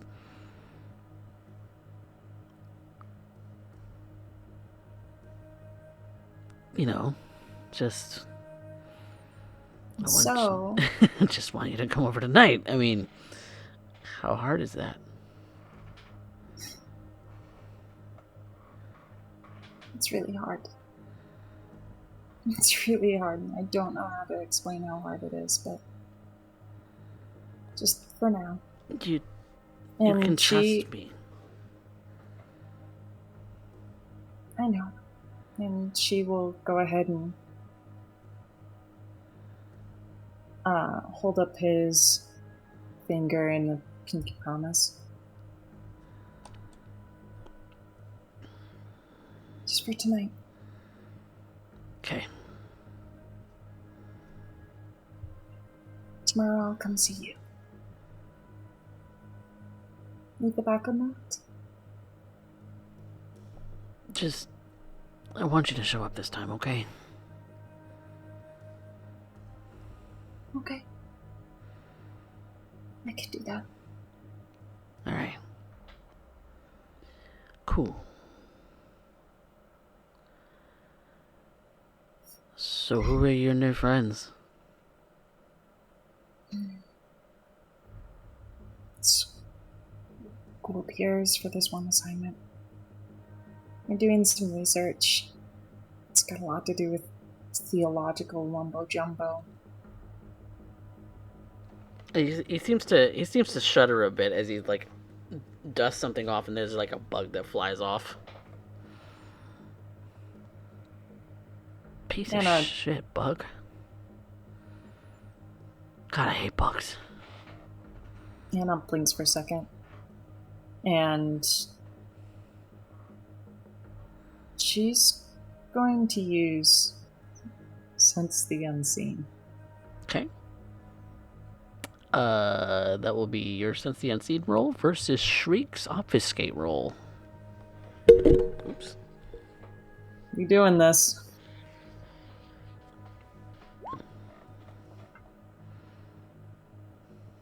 Is it wits? Yes. Yes, it is. Yes? Cool. It's not big. Nope. Mm-mm. Nope. Nothing. You don't see anything out of the ordinary.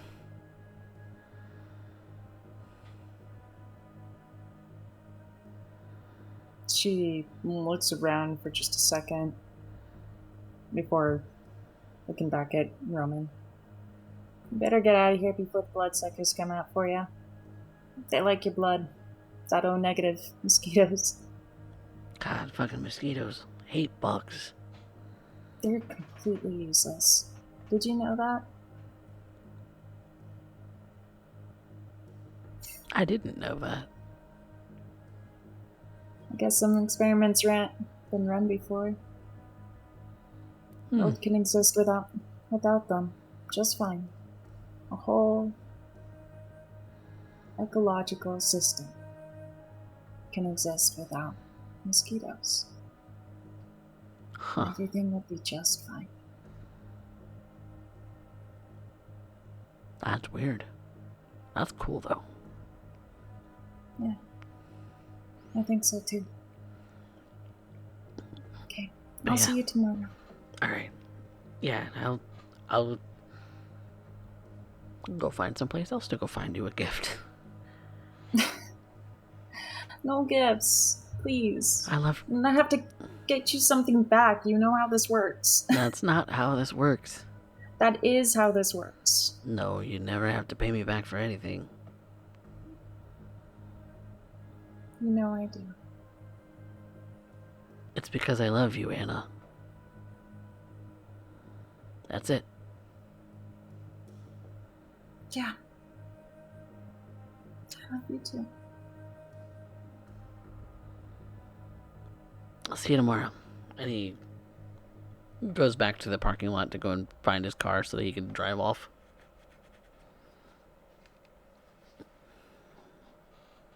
Nana will watch him go and just stands there for a moment.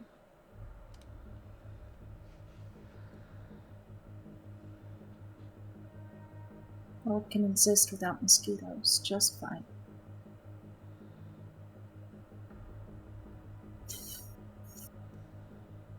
And she looks around to see maybe the bug lingering around the area just a little bit longer. It seems to have scurried off. At least there's that. Or maybe it got squished. Who knows?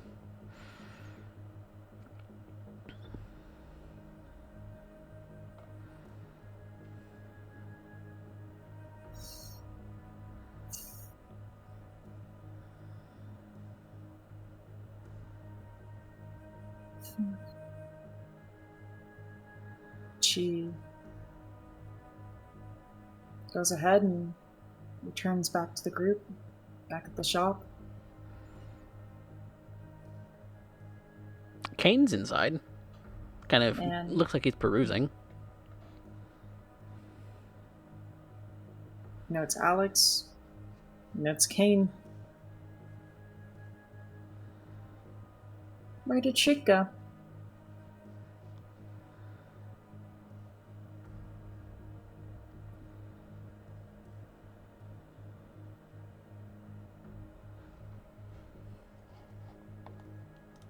Never mind.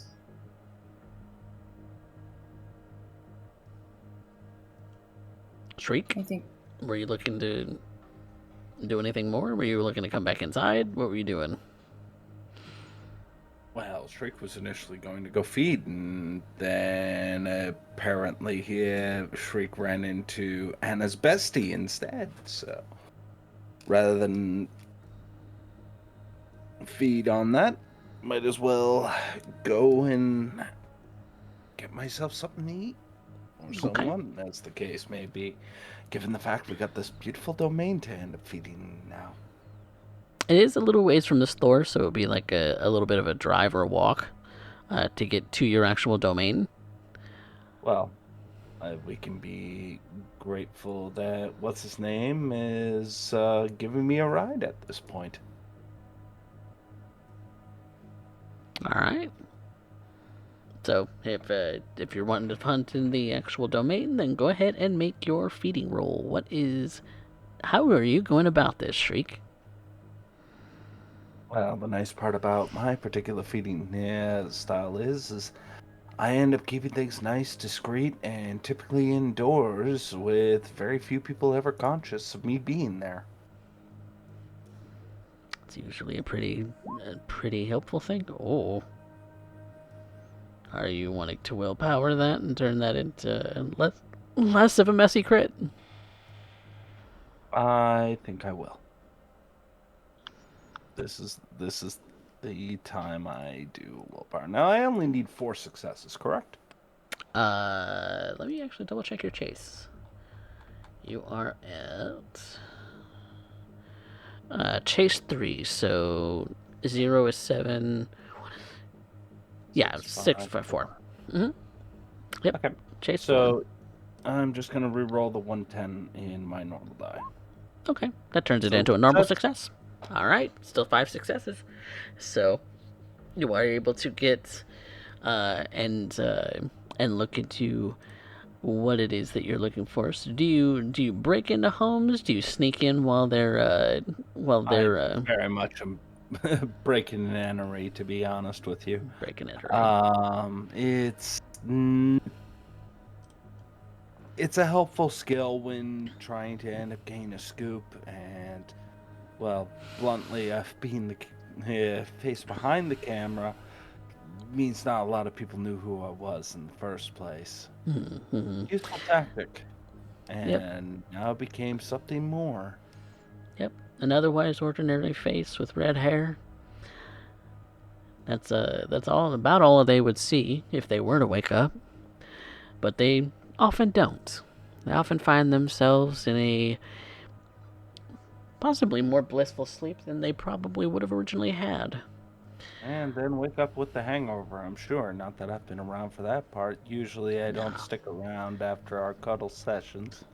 Yeah. But it doesn't stop me from grabbing a piece of jewelry or something on the way out, after all. Something you could fence, exactly. If I'm going to be around from bed to bed, I might as well end up getting paid for it. Mm-hmm. Exactly. So, let's take a look at what might be the resonance here, if any. Let's see. Nothing over the top. It's not over the top, but it is. There's a slight flavor, but it's kind of a. It's kind of one of those meals that is just a little bit of everything. It's well rounded. It's good, but not distinct. It doesn't have a distinctness to it. It's ordinary, which is fine. Ordinary is just fine. And so that's what you pick up on that. They're possibly even well to do because the little piece of something that you do pick up is it looks like it's a nice Apple Watch. Something you can pocket and fence at a pawn shop.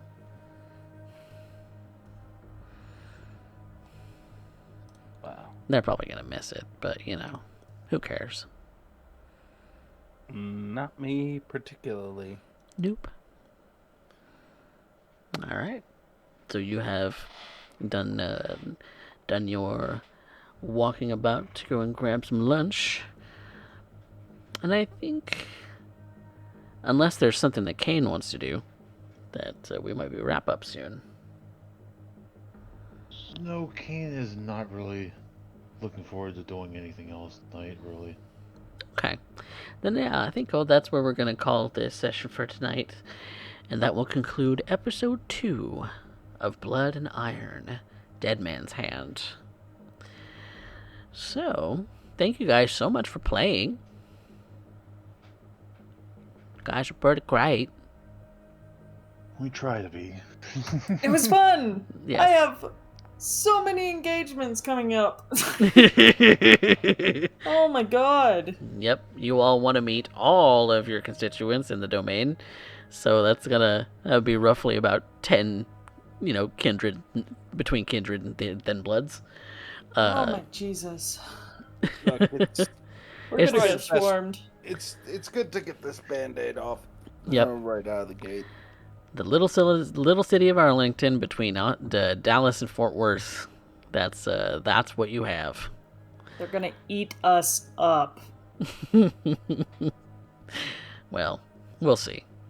I don't know that any of them are particularly inclined to be Diablerists, but it's thin bloods. Who knows? But yeah, thank you guys so much for watching, and thank you so much for playing. So, much like we've done in other Chronicles, we are going to do some experience, unless there's something we need to address as far as states first, which I doubt, because I think everybody was sticking pretty much to their convictions and to the Chronicle tenets.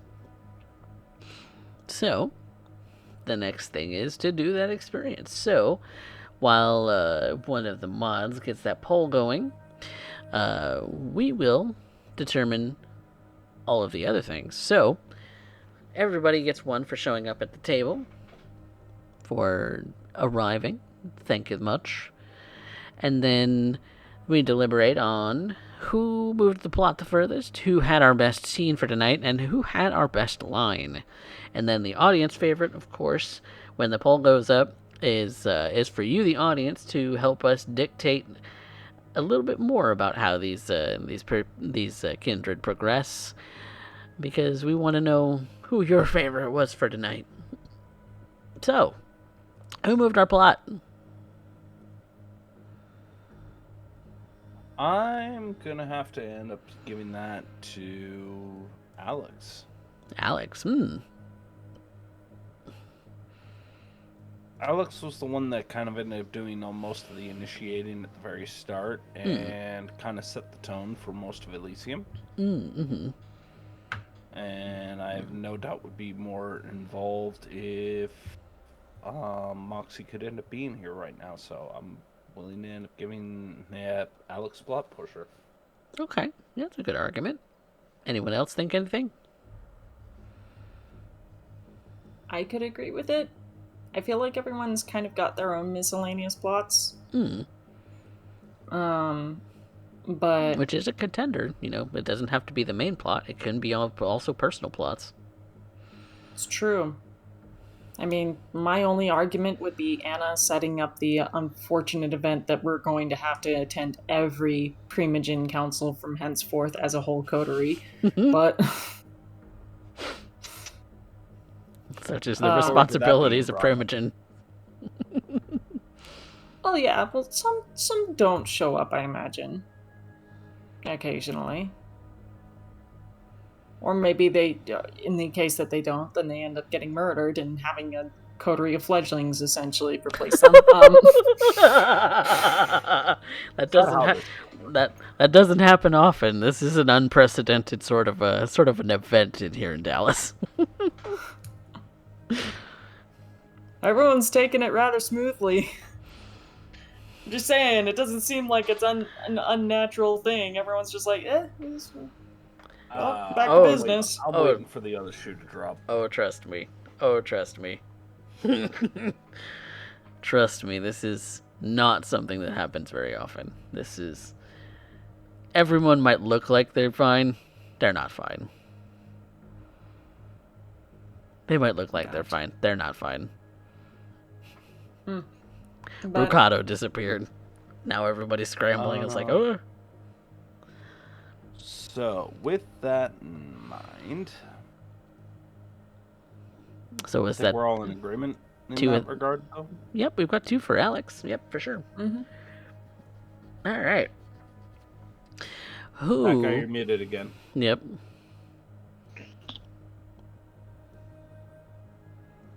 Called it. Alright. We can never hear you, fat guy. Okay, then who had the best scene? And somebody was supposed to make the poll. Am I gonna have to make the poll? Here we go. Props? That I would. Go ahead. Oh, no, go. You're good. I would give it to Kane, specifically with the talk on the Thin Bloods. I actually really like that set. And I think that is an underdog competitor for best scene.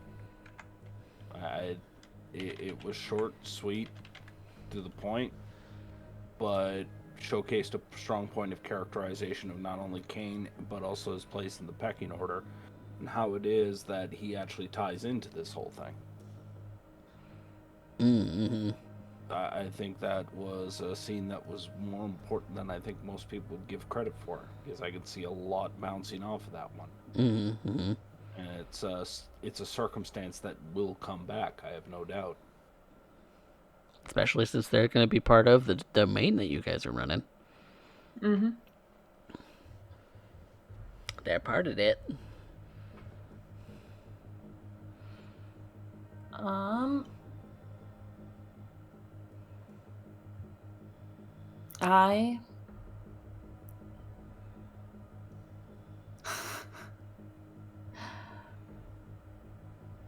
not to necessarily double step it or anything like that, but I did like the scene where Alex and Evangeline had a little conversation. I'm like, and they're like hitting off like sort of like this static. I'm like, oh, great, cool. Yeah, you go ahead and be the distraction for my adversary. Thank you. The other scene that I enjoyed was the moment immediately after it was announced that the coterie would be Primogen. I really like the fact that Derek just lit up and was like, all right, this is my game now. Came in, hitting the G with a shriek there, immediately went to the Herald and was like, I'm the liaison. Look at me. I'm the captain now. I love that. I love that. Yep, being the coterie liaison to the rest of the court. Sort of had the Primogen to court sort of a relationship. Yeah, I mentioned it in chat, but for everyone watching, I was like, it's like when a cat activates right before it gets the zoomies.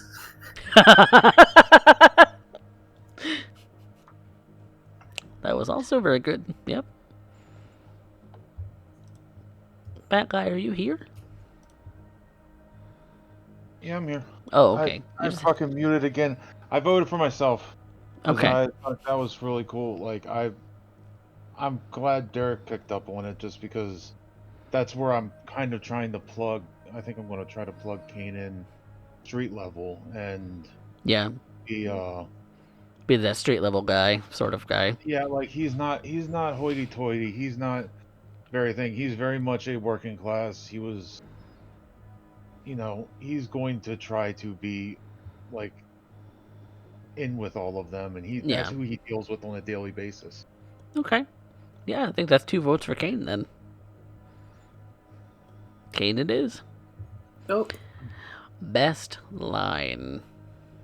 Anna, mosquitoes. Anna about mosquitoes. Yes, because Shriek is functionally useless. She's absolutely correct on that. Damn! No! It was a comment about all kindred, but okay. Yeah, but which one is specifically associated with insects? True. You got me there. Oh no. An unintentional dig at Shriek. Oh no. Maybe hits a little harder than maybe Anna anticipated. Whoops. Right in the nuts. I didn't mean to be a bitch, but I am a bitch. You're stealing that line for Shriek. I didn't mean to be a bitch, but I'm a bitch. Yep. Yes. What do you think, Fat Guy? I'll go with it. All right. I didn't really have a favorite tonight, like, because there wasn't there wasn't really a zinger that stood out, and there was Mm. just so much going on. Oh yeah, So like I was got a just little trying to pay overwhelmed. Yeah, attention and keep up, that's and fair. like I will follow Derek's lead, and I will vote for Anna. Oh, thank you. All right, Anna, it is for the line. I'm gonna take that and flop 3 experience into Herd right out the gate. Oh, there's a sniper word here at the end of the poll. Oh, Who's gonna take shit. it? Who's gonna take it, y'all? I have no idea. Shriek. Shriek. Ah, Shriek got it. Shriek got it. Yep. And thank you, Vancouver, for contributing 12,000 points, and to everyone else who spent points on that poll. Thank you very much. I love it when we get a good spread of points. Yeah, exactly. It was 9 to 7 to 7 to 7. They tried to tie it up, but Vancouver told you who earned it today. They tried, and then it died. Yes. If he dies, he dies. Yep. Rose Wolf. They were trying to make it a 4-way tie. Exactly. But Vancouver was one of the ones who said, "Nah, we want Shriek." All right. Well, that concludes tonight's episode of everything here for us. So we're gonna go and pay a visit to one of our lovely friends in the tabletop role-playing world, and I'm thinking it will be Maddie, unless somebody else has another suggestion and wants to spend points on it. But Maddie is teaching you how to build religions in your tabletop role-playing games this week. So that might be interesting, given that some of our coterie members might be building a cult? ? So let's Am I allowed to spend points to freak someone out that I know? Yes, unless if you want to guide the raid. Yeah. I think I'm going to do that. Okay, spend your It's going points. to freak them out. Let me find it. Where is it? Guide the raid.